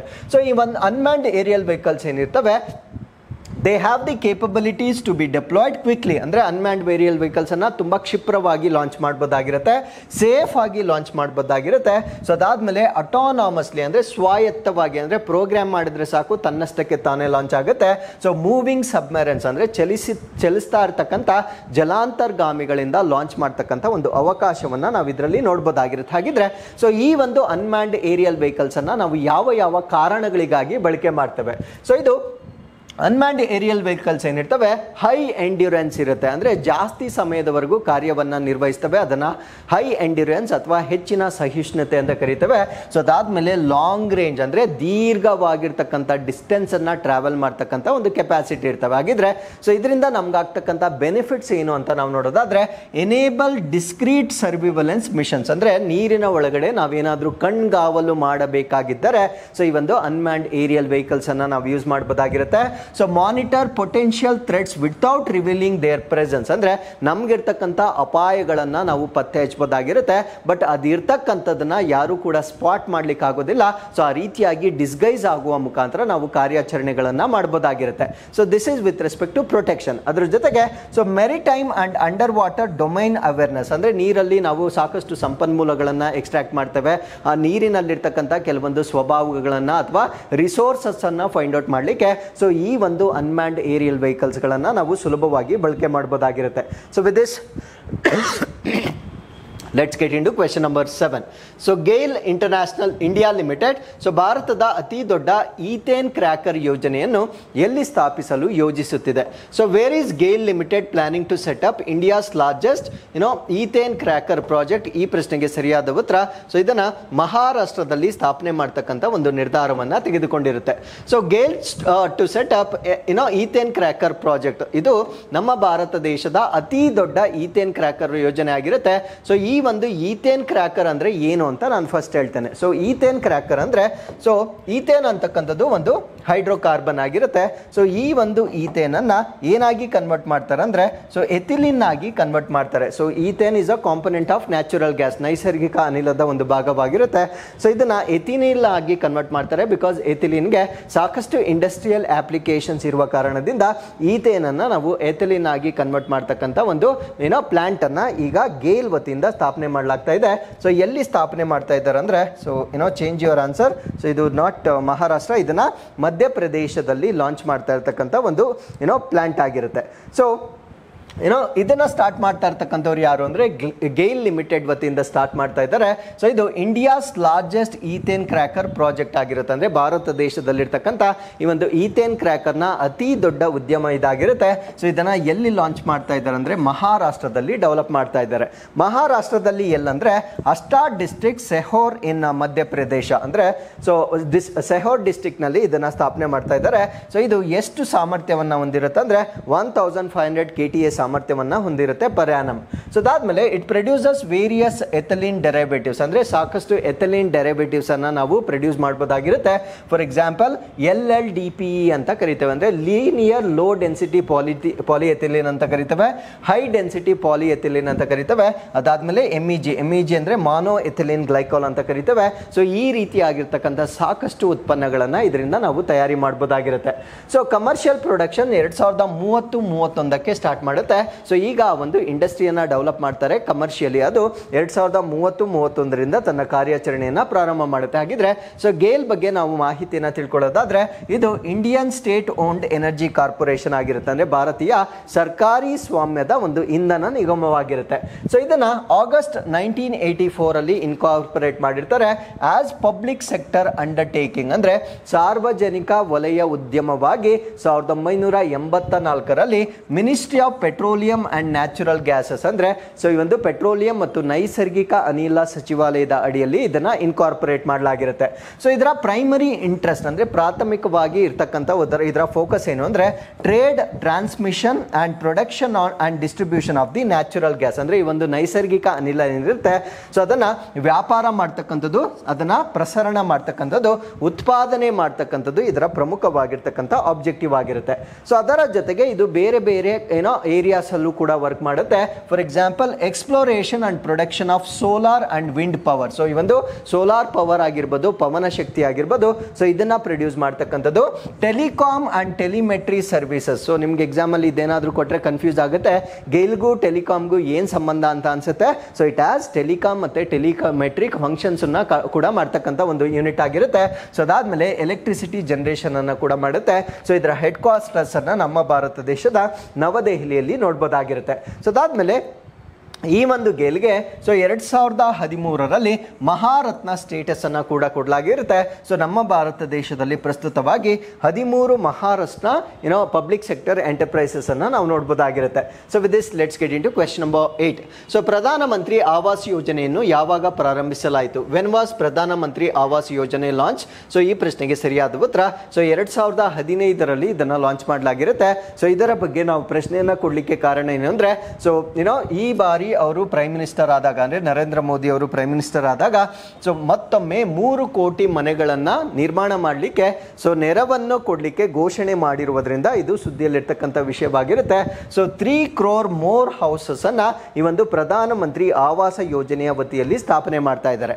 ಸೊ ವಾಟ್ ಈಸ್ ಪ್ರಧಾನಮಂತ್ರಿ ಆವಾಸ ಯೋಜನೆ? ಸೊ ಇದೊಂದು ಹೌಸಿಂಗ್ ಇನಿಷಿಯೇಟಿವ್ ಆಗಿರುತ್ತೆ. ಅಂದ್ರೆ ಭಾರತ ಸರ್ಕಾರದ ಮನೆಗಳನ್ನ ಕಟ್ಟಿಸಿಕೊಳ್ಳಿಕ್ಕೆ ಸಹಾಯ ಮಾಡ್ತಕ್ಕಂಥ ಒಂದು ಯೋಜನೆ ಆಗಿರುತ್ತೆ. So aimed at providing affordable housing to the poor, ಅಂದರೆ ಬಡವರಿಗೆ ಸೊ ಕೈಗೆಟುಕುವ ದರದಲ್ಲಿ ಮನೆ ಕಟ್ಟತಕ್ಕಂಥ ಒಂದು ಸಹಾಯ ಮಾಡ್ತಕ್ಕಂಥ ಯೋಜನೆ ಆಗಿರುತ್ತೆ. ಸೊ ಈ ಒಂದು ಯೋಜನೆಯನ್ನ 2015-16ನೇ ಸಾಲಿನಿಂದ ಇಂಪ್ಲಿಮೆಂಟ್ ಅಥವಾ ಕಾರ್ಯರೂಪಕ್ಕೆ ತರ್ತಾ ಇದ್ದಾರೆ. ಸೊ ಇವರು they provide assistant to eligible rural and urban household. This is most important. So ಗ್ರಾಮೀಣ ಪ್ರದೇಶಗಳಾಗಿರ್ಬೋದು, ನಗರ ಪ್ರದೇಶಗಳಾಗಿರ್ಬೋದು, ಎರಡೂ ಕಡೆ ಬಡವರಿಗೆ ಮನೆಗಳನ್ನ ಕಟ್ಟಿಸಿಕೊಡ್ತಕ್ಕಂಥ ಯೋಜನೆ ಆಗಿರುತ್ತೆ. ಸೊ ಅದ್ರ ಜೊತೆಗೆ ಬೇಸಿಕ್ ಅಮ್ಯುನಿಟೀಸ್ ಅನ್ನ ಕೂಡ ಕೊಡ್ತಾರೆ, ಬರೀ ಮನೆ ಕಟ್ಟಿಸ್ಕೊಡೋದಿಲ್ಲ. ಸೊ ಅದಕ್ಕೆ ಬೇಕಾಗಿರ್ತಕ್ಕಂಥ ಮೂಲಭೂತ ಅವಶ್ಯಕತೆಗಳನ್ನು ಕೂಡ ಡೆವಲಪ್ ಮಾಡ್ತಕ್ಕಂಥ ಯೋಜನೆ ಆಗಿರುತ್ತೆ. ನಾವು what you mean by basic amenities? Basic amenities ಅಂದ್ರೆ ಸೊ ಹೌಸ್ ಹೋಲ್ಡ್ ಟಾಯ್ಲೆಟ್ಸ್ ಅಂದ್ರೆ ಶೌಚಾಲಯಗಳನ್ನು ನಿರ್ಮಾಣ ಮಾಡ್ತಕ್ಕಂಥದ್ದು, LPG ಕನೆಕ್ಷನ್ ಕೊಡ್ತಕ್ಕಂಥದ್ದು, ಎಲೆಕ್ಟ್ರಿಸಿಟಿ ಕನೆಕ್ಷನ್ ಕೊಡ್ತಕ್ಕಂಥದ್ದು, ಅದಾದ್ಮೇಲೆ ಫಂಕ್ಷನಲ್ ಟ್ಯಾಪ್ ಅಂದ್ರೆ ನೀರು ಬರ್ತಕ್ಕಂಥ ನಲ್ಲಿಗಳನ್ನು ನೀಡ್ತಕ್ಕಂಥದ್ದು ಕೂಡ ಈ ಯೋಜನೆಯ ಭಾಗವಾಗಿ ನಾವು ಕನ್ಸಿಡರ್ ಮಾಡಬಹುದಾಗಿರುತ್ತೆ. ಸೊ ಈ ಸಾರಿ ಈ ಯೋಜನೆಯನ್ನ ಅನೌನ್ಸ್ ಮಾಡಿದಾಗ ಒಂದು ಮಾಡಿಫಿಕೇಶನ್ ಅಥವಾ ಬದಲಾವಣೆಯನ್ನ ಮಾಡ್ಕೊಂಡಿರ್ತಾರೆ. ಆ ಒಂದು ಮಾಡಿಫಿಕೇಶನ್ ಏನಂದ್ರೆ it is made mandatory provision for the female head of the family to be owner or co owner of the house under this mission. ಅಂದ್ರೆ ಸೊ ಈ ಒಂದು ಯೋಜನೆ ಅಡಿಯಲ್ಲಿ ಆ ಒಂದು ಮನೆಯಲ್ಲಿರ್ತಕ್ಕಂಥ ಗೃಹಿಣಿ ಯಾರಿರ್ತಾರೆ ಸೊ ಅವರನ್ನ ಆ ಮನೆಯ ಮಾಲೀಕರು ಅಥವಾ ಸಹ ಮಾಲೀಕರಾಗಿ ಮಾಡ್ತಕ್ಕಂಥದ್ದು ಸೊ ಈ ಒಂದು ಯೋಜನೆಯಲ್ಲಿ ಕಡ್ಡಾಯವಾಗಿರ್ತಕ್ಕಂಥ ಒಂದು ಇನ್ಕ್ಲೂಷನ್ ಆಗಿರುತ್ತೆ. So with this let's get into question number 9. So ಯಾವ ಸಂಸ್ಥೆಯು 500 ವರ್ಷಗಳಷ್ಟು ಹಳೆಯದಾಗಿರ್ತಕ್ಕಂಥ ಕದ್ದ ಕಂಚಿನ ವಿಗ್ರಹವನ್ನು ಅದರ ಮೂಲ ಸ್ಥಳಕ್ಕೆ ಹಿಂದಿರುಗಿಸಲು ಒಪ್ಪಿಕೊಂಡಿದೆ? So which institution has agreed to return 500-year-old bronze idol to its place of origin? ಅಂದ್ರೆ ನಮ್ಮ ಭಾರತ ದೇಶದಿಂದ 500 ವರ್ಷದಷ್ಟು ಹಳೆಯದಾಗಿರ್ತಕ್ಕಂಥ ಒಂದು ವಿಗ್ರಹವನ್ನ ಕದಿಯಲಾಗಿರುತ್ತೆ. ಸೊ ಅದನ್ನ ಮತ್ತೊಮ್ಮೆ ನಮ್ಮ ಭಾರತ ದೇಶಕ್ಕೆ ಕಳಿಸ್ಕೊಳ್ಳಿಕ್ಕೆ ಅಂಗೀಕಾರ ಮಾಡಿರ್ತಾರೆ. ಸೊ ಅವ್ರು ಯಾರು ಅನ್ನೋದು ನಮ್ಮ ಪ್ರಶ್ನೆ ಆಗಿರುತ್ತೆ. ಈ ಪ್ರಶ್ನೆಗೆ ಸರಿಯಾದ ಉತ್ತರ ಆಶ್ಮೋಲಿಯನ್ ಮ್ಯೂಸಿಯಂ, ಆಕ್ಸ್ಫರ್ಡ್ ವಿಶ್ವವಿದ್ಯಾನಿಲಯ ಅಂದ್ರೆ Ashmolean museum. So university of Oxford ನಲ್ಲಿರ್ತಕ್ಕಂಥ ಈ ಒಂದು ವಿಗ್ರಹ ಏನಿರುತ್ತೆ ಸೊ ಇದು 500 ವರ್ಷಗಳಷ್ಟು ಹಳೆಯದಾಗಿರುತ್ತೆ. ಸೊ ಇದನ್ನ ಮತ್ತೊಮ್ಮೆ ನಮ್ಮ ಭಾರತ ದೇಶಕ್ಕೆ ಕಳಿಸಿಕೊಡ್ತಕ್ಕಂಥ ನಿರ್ಧಾರವನ್ನ ಮಾಡ್ಕೊಂಡಿರ್ತಾರೆ. ಸೊ ಈ ಒಂದು ಐಡಲ್ ಏನಿರುತ್ತೆ ಸೊ ಇದು ಯಾರ ಐಡಲ್ ಆಗಿರುತ್ತೆ ಅಂದ್ರೆ ಸೈಂಟ್ ತಿರುಮಕ್ಕೈ ಆಳ್ವರ್ ಅವರ ಒಂದು ಮೂರ್ತಿ ಆಗಿರುತ್ತೆ. ಸೊ ಈ ಒಂದು ಮೂರ್ತಿಯನ್ನ ತಮಿಳುನಾಡಿನ ಒಂದು ದೇವಸ್ಥಾನದಿಂದ ಅವರು ಕದ್ದಿರ್ತಾರೆ. ಸೊ ಇದನ್ನ ವಾಪಸ್ ತೆಗೆದುಕೊಂಡು ಬರ್ತಕ್ಕಂಥ ಒಂದು ನಿರ್ಧಾರವನ್ನು ಮಾಡಿರ್ತಾರೆ. So it is acquired by Ashmolean. So ಇದನ್ನ ಯಾರು ಅಕ್ವೈರ್ ಮಾಡ್ಕೊಂಡಿರ್ತಾರೆ ಅಂದ್ರೆ so it is been acquired by Ashmolean museum at university of Oxford from Sotheby's auction house in 1967. 1967ರಲ್ಲಿ ಸೊ ಇದನ್ನ ಅವರು ಪಡೆದುಕೊಂಡಿರ್ತಾರೆ. ಸೊ ಇದನ್ನ ರಿಟರ್ನ್ ಮಾಡ್ತಕ್ಕಂಥ ಒಂದು ನಿರ್ಧಾರವನ್ನ ತೆಗೆದುಕೊಂಡಿರ್ತಾರೆ. So with this let's get into question number 10. So 2024ರಲ್ಲಿ G7 ಶೃಂಗಸಭೆಯನ್ನು ಎಲ್ಲಿ ಆಯೋಜಿಸಲಾಗಿದೆ? So where is G7 summit being held in 2024? So ಈ ಪ್ರಶ್ನೆಗೆ ಸರಿಯಾದ ಉತ್ತರ ಇಟಾಲಿಯಲ್ಲಿ ಈ ಒಂದು ಇವೆಂಟ್ ಅನ್ನ ಕಂಡಕ್ಟ್ ಮಾಡ್ತಾ ಇದ್ದಾರೆ. ಸೊ ಈ ಒಂದು ಇವೆಂಟ್ಗೆ though we are not member of G7 ಆಗಿದ್ರು ಕೂಡ ನಮ್ಮ ಭಾರತ ದೇಶಕ್ಕೆ ಇನ್ವಿಟೇಷನ್ ಬಂದಿರುವ ಕಾರಣದಿಂದ ನಮ್ಮ ದೇಶದ ಪ್ರಧಾನಮಂತ್ರಿಗಳು ಈ ಒಂದು ಸಮಿಟ್ ಅಲ್ಲಿ ಅಟೆಂಡ್ ಮಾಡ್ತಾ ಇದ್ದಾರೆ. ಸೊ ಯಾವ ರಾಷ್ಟ್ರಗಳು ಇಲ್ಲಿ ಅಟೆಂಡ್ ಮಾಡ್ತಾ ಇದ್ದಾರೆ ಅಂದ್ರೆ so Canada, France, Germany, Italy, Japan, UK, US along with European union representations. So ಈ ಒಂದು ಇವೆಂಟ್ ನಡೆಯುತ್ತೆ.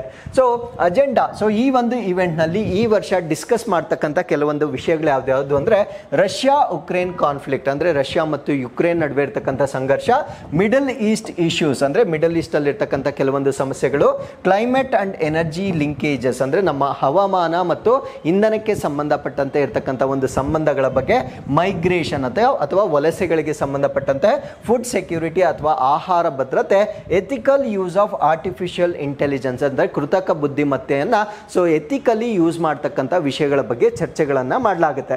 ಸೊ G7 ಅಂದ್ರೆ ಏನು? ಸೊ G7 ಅಂದ್ರೆ ಇದೊಂದು ಆನ್ಯುವಲ್ ಮೀಟಿಂಗ್ ಆಗಿರುತ್ತೆ, ಅಂದ್ರೆ ವಾರ್ಷಿಕವಾಗಿ ನಡೀತಕ್ಕಂಥ ಒಂದು ಸಭೆ ಆಗಿರುತ್ತೆ.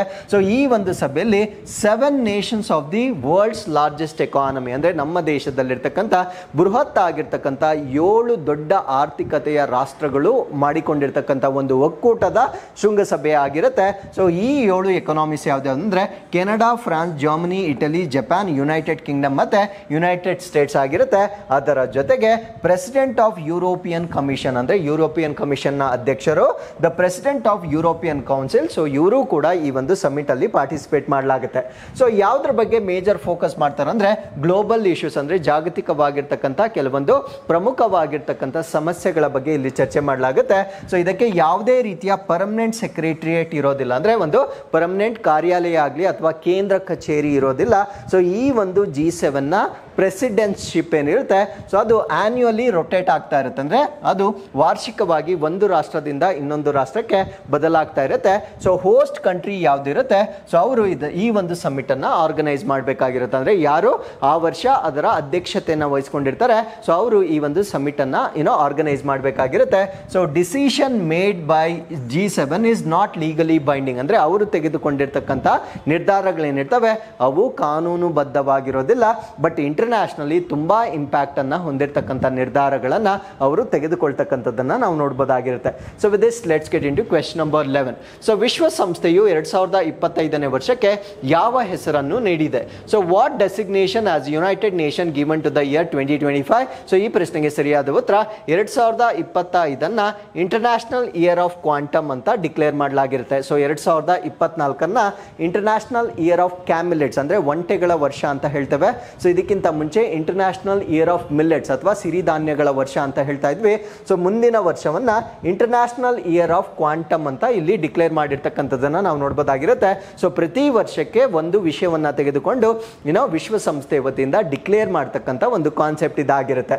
ಸೊ 2025 ಏನಕ್ಕೆ ಆಯ್ಕೆ ಮಾಡ್ಕೊಂಡಿರ್ತಾರೆ ಕ್ವಾಂಟಮ್ ಸಿಸ್ಟಮ್ಗೆ ಅಂದರೆ so it recognises 100 years since the initial development of quantum mechanics, ಅಂದರೆ ಈ ಒಂದು ಕ್ವಾಂಟಮ್ ಮೆಕ್ಯಾನಿಕ್ಸ್ ಏನಿರುತ್ತೆ ಸೊ ಇದು ಇನಿಷಿಯಲಿ ಅಂದರೆ ಆರಂಭಿಕ ಹಂತದಲ್ಲಿ ಇದು ಅದರ ಬಳಕೆಗೆ ಏನು ಬಂದಿರುತ್ತೆ ಸೊ ಅದರಿಂದ 100 ವರ್ಷಗಳು 2025ಕ್ಕೆ ಕಂಪ್ಲೀಟ್ ಆಗುವ ಕಾರಣದಿಂದ 2025 ಇಂಟರ್ನ್ಯಾಷನಲ್ ಇಯರ್ ಆಫ್ ಕ್ವಾಂಟಮ್ಸ್ ಅಂತ ಡಿಕ್ಲೇರ್ ಮಾಡಲಾಗಿರುತ್ತೆ.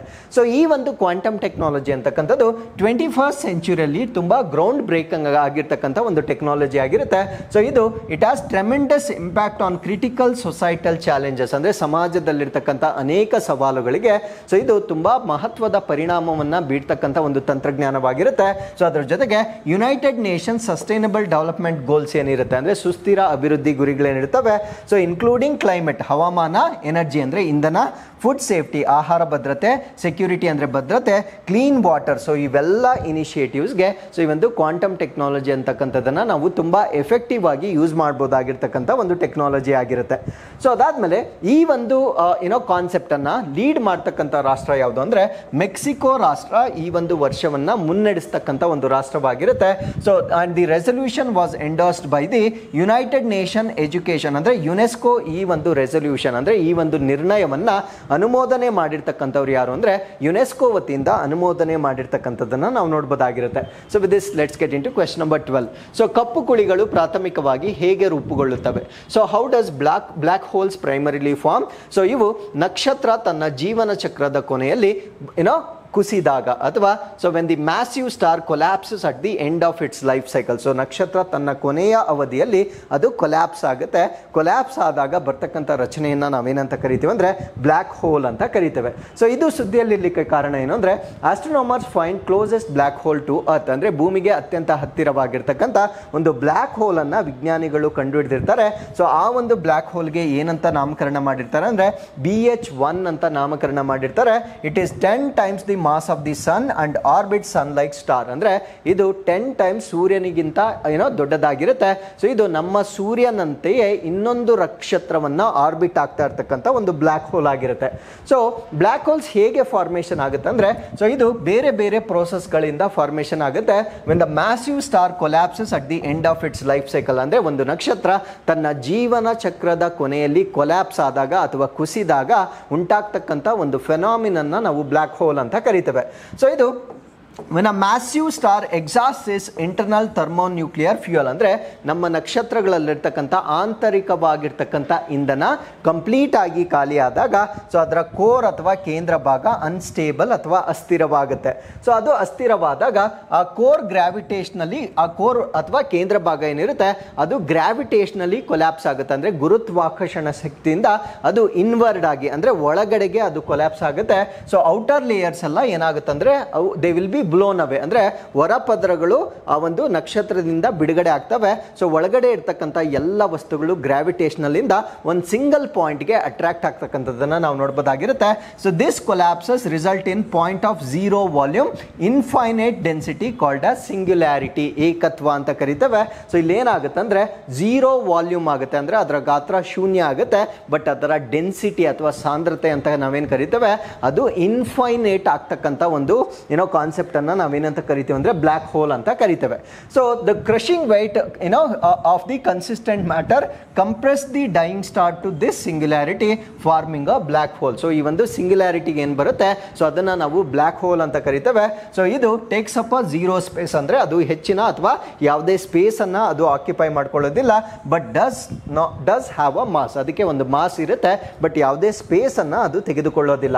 ಸೊ ಅದಾದ್ಮೇಲೆ it grows by absorbing mass from its surrounding, ಅಂದ್ರೆ ಅದು ನಂತರ ಅದು ಸೈಜ್ ಅಲ್ಲಿ ಗ್ರೋ ಆಗ್ಲಿಕ್ಕೆ ಸ್ಟಾರ್ಟ್ ಮಾಡುತ್ತೆ, ತನ್ನ ಸುತ್ತಮುತ್ತಲಿರ್ತಕ್ಕಂಥ ವಸ್ತುಗಳನ್ನ ಅಟ್ರಾಕ್ಟ್ ಮಾಡುವ ಮುಖಾಂತರ it starts growing in size. So as they consume matter near them black holes get bigger. So ತನ್ನ ಸುತ್ತಮುತ್ತಲಿರ್ತಕ್ಕಂಥ ವಸ್ತುಗಳನ್ನ ಅದು ಕನ್ಸ್ಯೂಮ್ ಮಾಡಿದಾಗ ಕಾರಣ ಏನು ಅಂದ್ರೆ ಹೈಯೆಸ್ಟ್ ಗ್ರಾವಿಟಿಯನ್ನು ಹೊಂದುತ್ತೆ. ಸೊ ಈವನ್ ಬೆಳಕು ಕೂಡ ಎಸ್ಕೇಪ್ ಆಗ್ಲಿಕ್ಕೆ ಸಾಧ್ಯವಾಗೋದಿಲ್ಲ. ಸೊ ಈ ರೀತಿ ವಸ್ತುಗಳನ್ನ ಗ್ರಾವಿಟೇಷನಲ್ ಪವರ್ನ ಮುಖಾಂತರ ಅದು ಅಟ್ರಾಕ್ಟ್ ಮಾಡುವ ಮುಖಾಂತರ ತನ್ನ ಗಾತ್ರದಲ್ಲಿ ಇನ್ಕ್ರೀಸ್ ಆಗ್ತಕ್ಕಂಥದ್ದನ್ನ ನಾವು ನೋಡ್ಬೋದಾಗಿರುತ್ತೆ. ಸೊ ನೆಕ್ಸ್ಟ್ ಕ್ವೆಶನ್ ಇಸ್, ರಾಷ್ಟ್ರೀಯ ಭದ್ರತಾ ಸಲಹೆಗಾರರಾಗಿ ಯಾರನ್ನು ಮರುನಾಮಕರಣ ಮಾಡಲಾಗಿದೆ? Who has been reappointed as the national security advisor? So ಈ ಪ್ರಶ್ನೆಗೆ ಸರಿಯಾದ ಉತ್ತರ ಅಜಿತ್ ದೋವಲ್ ಅವರನ್ನ ಮತ್ತೊಮ್ಮೆ NSAಗೆ ಆಯ್ಕೆ ಮಾಡ್ಕೊಂಡಿರ್ತಾರೆ. So Ajit Doval has been reappointed as the national security advisor ಆಗಿ ಇವರನ್ನ ಮತ್ತೊಮ್ಮೆ ಆಯ್ಕೆ ಮಾಡಲಾಗಿರುತ್ತೆ. ಸೊ ಇವರು 2000 retired as the director of intelligence bureau in 2005. 2005 ಅಲ್ಲಿ ಸೊ ಇಂಟೆಲಿಜೆನ್ಸ್ ಬ್ಯೂರೋ ಡೈರೆಕ್ಟರ್ ಆಗಿ ಅವರು ನಿವೃತ್ತಿಯನ್ನ ಹೊಂದಿರ್ತಾರೆ. So the national security advisor is a senior official, ಅಂದ್ರೆ ಈ ಒಂದು ರಾಷ್ಟ್ರೀಯ ಭದ್ರತಾ ಸಲಹೆಗಾರ ಹುದ್ದೆ ಏನಿರುತ್ತೆ ಅವರು ಸೀನಿಯರ್ ಅಫಿಷಿಯಲ್ ಆಗಿರ್ತಾರೆ. Serves as the chief advisors to the national government on the matters of security, ಅಂದ್ರೆ ನಮ್ಮ ರಾಷ್ಟ್ರದ ಭದ್ರತೆಗೆ ಸಂಬಂಧಪಟ್ಟಂತೆ ಸಲಹೆಗಳನ್ನ ನೀಡ್ತಕ್ಕಂಥ ಉನ್ನತ ಅಧಿಕಾರಿಯಾಗಿ ನಾವು ಇವರನ್ನ ಕನ್ಸಿಡರ್ ಮಾಡಬಹುದಾಗಿರುತ್ತೆ. So international albinism awareness day ಅಥವಾ ಅಂತಾರಾಷ್ಟ್ರೀಯ ಆಲ್ಬಿನಿಸಮ್ ಜಾಗೃತಿ ದಿನ. ಸೊ ಈ ಒಂದು ದಿನವನ್ನ ಪ್ರತಿ ವರ್ಷ ಜೂನ್ 13ನೇ ತಾರೀಕು ಆಚರಣೆ ಮಾಡಲಾಗುತ್ತೆ. ಸೊ ಇದು ಈ ಒಂದು ದಿನ ಲಾಂಚ್ ಆಗಿ 2024ಕ್ಕೆ ಸೊ ಒಂದು ಡಿಕೇಡ್ ಅಂದ್ರೆ 10 ವರ್ಷಗಳು ಕಂಪ್ಲೀಟ್ ಆಗುತ್ತೆ. ಸೊ ಈ ವರ್ಷದ ಥೀಮ್ ಏನಾಗಿರುತ್ತೆ ಅಂದ್ರೆ ಅ ಡಿಕೇಡ್ ಆಫ್ ಕಲೆಕ್ಟಿವ್ ಪ್ರೋಗ್ರೆಸ್, ಅಂದ್ರೆ ಸಾಮೂಹಿಕ ಪ್ರಗತಿಯ ದಶಕ ಅಂತ ಈ ವರ್ಷ ನಾವು ಆಚರಣೆ ಮಾಡ್ತಾ ಇದ್ದೇವೆ. ಸೊ ಆಲ್ಬಿನಿಸಮ್ ಅಂತಕ್ಕಂಥದ್ದು rare contagious genetically inherited difference present at the birth, ಅಂದ್ರೆ ಜನ್ಮದ ಸಮಯದಲ್ಲಿ ಈ ಒಂದು ಮೆಲನಿನ್ ಪಿಗ್ಮೆಂಟ್ ಏನಿರುತ್ತೆ ಅಂದ್ರೆ ನಮ್ಮ ಸ್ಕಿನ್ಗೆ ಬಣ್ಣವನ್ನ ನೀಡ್ತಕ್ಕಂಥ ಒಂದು ಮೆಲನಿನ್ ಪಿಗ್ಮೆಂಟ್ ಏನಿರುತ್ತೆ ಸೊ ಅದರ ಕೊರತೆಯಿಂದ ಬರ್ತಕ್ಕಂಥ ಒಂದು ಕಾಯಿಲೆಯನ್ನ ನಾವೇನಂತ ಕರಿತೀವಿ ಅಂದ್ರೆ ಆಲ್ಬಿನಿಸಮ್ ಅಂತ ಕರಿತೇವೆ. ಸೊ ಈ ಒಂದು ಆಲ್ಬಿನಿಸಮ್ ಮಕ್ಕಳಲ್ಲಿ ಬರ್ಬೇಕಂದ್ರೆ ಬೋತ್ ದ ಪೇರೆಂಟ್ಸ್ ಅಂದ್ರೆ ಇಬ್ಬರು ಪೋಷಕರು ಕೂಡ ಆ ಒಂದು ಜೀನ್ ಅನ್ನ ಕ್ಯಾರಿ ಮಾಡಬೇಕಾಗಿರುತ್ತೆ. ಸೊ ಅವ್ರಿಗೆ ಕಾಯಿಲೆ ಇದೆಯೋ ಇಲ್ವೋ ಅಂದ್ರೆ ಅವರು ಕ್ಯಾರಿಯರ್ ಆಗಿ ಬಿಹೇವ್ ಮಾಡ್ತಾರೆ. ಮಕ್ಕಳಿಗೆ ಬರಬೇಕಾದ್ರೆ ಫಾದರ್ ಅಂಡ್ ಮದರ್ ಇಬ್ರು ಕೂಡ ಆ ಜೀನ್ ಅನ್ನ ಕ್ಯಾರಿ ಮಾಡಿದ್ರೆ ಮಾತ್ರ ಸೊ ಈ ಒಂದು ಆಲ್ಬಿನಿಸಮ್ ಮಕ್ಕಳಲ್ಲಿ ಬರ್ತಕ್ಕಂಥ ಸಾಧ್ಯತೆ ಇರುತ್ತೆ. ಸೊ ಇದರಿಂದ ಅವರ ಹೇರ್, ಸ್ಕಿನ್ ಮತ್ತೆ ಐ ಅಂದ್ರೆ ಅವರ ಕೂದಲು ಮತ್ತೆ ಸ್ಕಿನ್, ಚರ್ಮ ಮತ್ತೆ ಅವರ ಕಣ್ಣುಗಳು ಬಿಳಿಚಿದ ರೂಪದಲ್ಲಿ ನಾವು ಬಣ್ಣರಹಿತವಾಗಿ ನೋಡಬಹುದಾಗಿರುತ್ತೆ. ಸೊ ಅದಾದ್ಮೇಲೆ ಈ ಒಂದು ಆಲ್ಬಿನಿಸಮ್ ಇರ್ತಕ್ಕಂಥ ವ್ಯಕ್ತಿಗಳಿಗೆ ಇನ್ನೊಂದು ಪ್ರಾಬ್ಲಮ್ ಇರುತ್ತೆ. ಸೊ ವಿಜುವಲ್ ಇಂಪೇರ್ಮೆಂಟ್ ಅಂದ್ರೆ ಕಣ್ಣಿನ ದೋಷವನ್ನು ಕೂಡ ನಾವು ನೋಡಬಹುದು. ಈವನ್ ಸ್ಕಿನ್ ಕ್ಯಾನ್ಸರ್ ಕೂಡ ಬರುತ್ತೆ. So there is no cure. So ಇದಕ್ಕೆ ಯಾವುದೇ ರೀತಿಯ ಕ್ಯೂರ್ ಅಥವಾ ಚಿಕಿತ್ಸೆ ಇರೋದಿಲ್ಲ. ಸೊ ಮೆಲನಿನ್ ಪಿಗ್ಮೆಂಟ್ ಕಡಿಮೆ ಆಗ್ತಕ್ಕಂಥ ಒಂದು ಕಾಯಿಲೆ ಆಗಿರುತ್ತೆ. So world junior girls chess champion 2024ರಲ್ಲಿ ಸೊ ನಮ್ಮ ಭಾರತೀಯ ಮಹಿಳೆ ವಿಜೇತರಾಗಿರ್ತಾರೆ. ಸೊ ದಿವ್ಯಾ ದೇಶ್ಮುಖ್ ಇವರು ಈ ಒಂದು ಗರ್ಲ್ಸ್ ಚೆಸ್ ಚಾಂಪಿಯನ್ಶಿಪ್ 2024 ಅಲ್ಲಿ ವಿಜೇತರಾಗಿರ್ತಾರೆ. ಸೊ ಇದು ನಡೆದಿರ್ತಕ್ಕಂಥದ್ದು ಗಾಂಧಿನಗರದಲ್ಲಿ.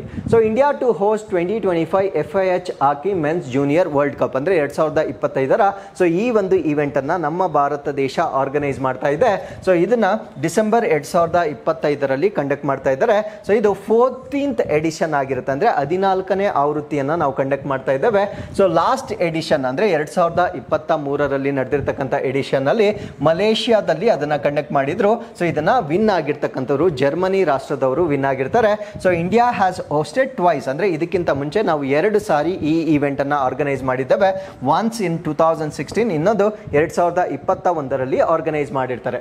ಸೊ ಈ ಒಂದು ಈವೆಂಟ್ ಅನ್ನ 2016ರಲ್ಲಿ ಭಾರತ ರಾಷ್ಟ್ರ ವಿನ್ ಆಗಿರುತ್ತೆ, ಬಟ್ ನಾವು ಅವಾಗ ಹೋಸ್ಟ್ ಮಾಡಿರೋದಿಲ್ಲ. ಸೊ ಹೈಯೆಸ್ಟ್ ವಿನ್ ಆಗಿರ್ತಕ್ಕಂಥವ್ರು ಯಾರು ಅಂದ್ರೆ ಜರ್ಮನಿ, 7 ಪದಕಗಳನ್ನ ಗಳಿಸುವ ಮುಖಾಂತರ ಸೊ ಈ ಒಂದು ಕಾಂಪಿಟೇಷನ್ ಅಲ್ಲಿ ಅಧಿಕ ಪದಕಗಳನ್ನ ಗೆದ್ದಿರ್ತಕ್ಕಂಥ ರಾಷ್ಟ್ರ. First Indian to win bout in UFC ಅಲ್ಲಿ ಸೊ ನಮ್ಮ ಭಾರತ ದೇಶದ ಮೊದಲ ಮಹಿಳೆ ಸೊ ಈ ಒಂದು ಪದಕವನ್ನ ಗೆದ್ದಿರ್ತಕ್ಕಂಥದ್ದನ್ನ ನಾವು ನೋಡಬಹುದಾಗಿರುತ್ತೆ. ಸೊ ಅವರ ಹೆಸರು ಪೂಜಾ ತೋಮರ್ ಅಂತ ನೆನ್ಪಿಟ್ಕೊಳ್ಳಿ. ಸೊ ಮೊಟ್ಟ ಮೊದಲ ಬಾರಿಗೆ ಸೊ ಈ ಒಂದು ಅಲ್ಟಿಮೇಟ್ ಫೈಟಿಂಗ್ ಚಾಂಪಿಯನ್ಶಿಪ್ ಅನ್ನಲ್ಲಿ ವಿಜೇತರಾಗಿರ್ತಕ್ಕಂಥ ಮಹಿಳೆ ಆಗಿರ್ತಾರೆ. ಸೊ ಅದಾದ್ಮೇಲೆ world day against child labour, ಅಂದ್ರೆ ಬಾಲ ಕಾರ್ಮಿಕರ ವಿರುದ್ಧ ದಿನ. ಸೊ ಈ ಒಂದು ದಿನವನ್ನ ಪ್ರತಿ ವರ್ಷ ಜೂನ್ 12ನೇ ತಾರೀಕು ಆಚರಣೆ ಮಾಡ್ತೇವೆ. ಸೊ ಇದರ ಥೀಮ್ ಏನಾಗಿದೆ ಈ ವರ್ಷ ಅಂದ್ರೆ let's act on our commitment and end child labour, ಅಂದ್ರೆ ನಮ್ಮ ಬದ್ಧತೆಗಳ ಮೇಲೆ ಕಾರ್ಯನಿರ್ವಹಿಸುವುದು, ಬಾಲ ಕಾರ್ಮಿಕತೆಯನ್ನು ಕೊನೆಗೊಳಿಸುವುದು ಈ ವರ್ಷದ ಥೀಮ್ ಆಗಿರುತ್ತೆ. ಸೊ ಇದನ್ನ ಮೊಟ್ಟ ಮೊದಲ ಬಾರಿಗೆ ಆಚರಣೆ ಮಾಡಿರ್ತಕ್ಕಂಥದ್ದು 2002. ಇದನ್ನ ಆರ್ಗನೈಸ್ ಮಾಡ್ತಕ್ಕಂಥವ್ರು ಇಂಟರ್ನ್ಯಾಷನಲ್ ಲೇಬರ್ ಆರ್ಗನೈಸೇಷನ್ ವತಿಯಿಂದ ಇದನ್ನ ಆರ್ಗನೈಸ್ ಮಾಡ್ತಾರೆ. ಸೊ ಇಲ್ಲಿಗೆ ಇವತ್ತಿನ ಎಲ್ಲ ಅಪ್ಡೇಟ್ಸ್ ಕಂಪ್ಲೀಟ್ ಆಗಿರುತ್ತೆ. So we have come to inquest challenge number 708. You can just pause the video here, go through the questions and give the answer. So this is question number 1 and this is question number 2. So ಮತ್ತೊಮ್ಮೆ ನಾಳಿನ ಅಪ್ಡೇಟ್ಸ್ನೊಂದಿಗೆ ನಾನು ನಿಮ್ಮನ್ನ ಭೇಟಿ ಆಗ್ತೇನೆ. Till then keep reading, take care of your selves and thank you very much for watching this.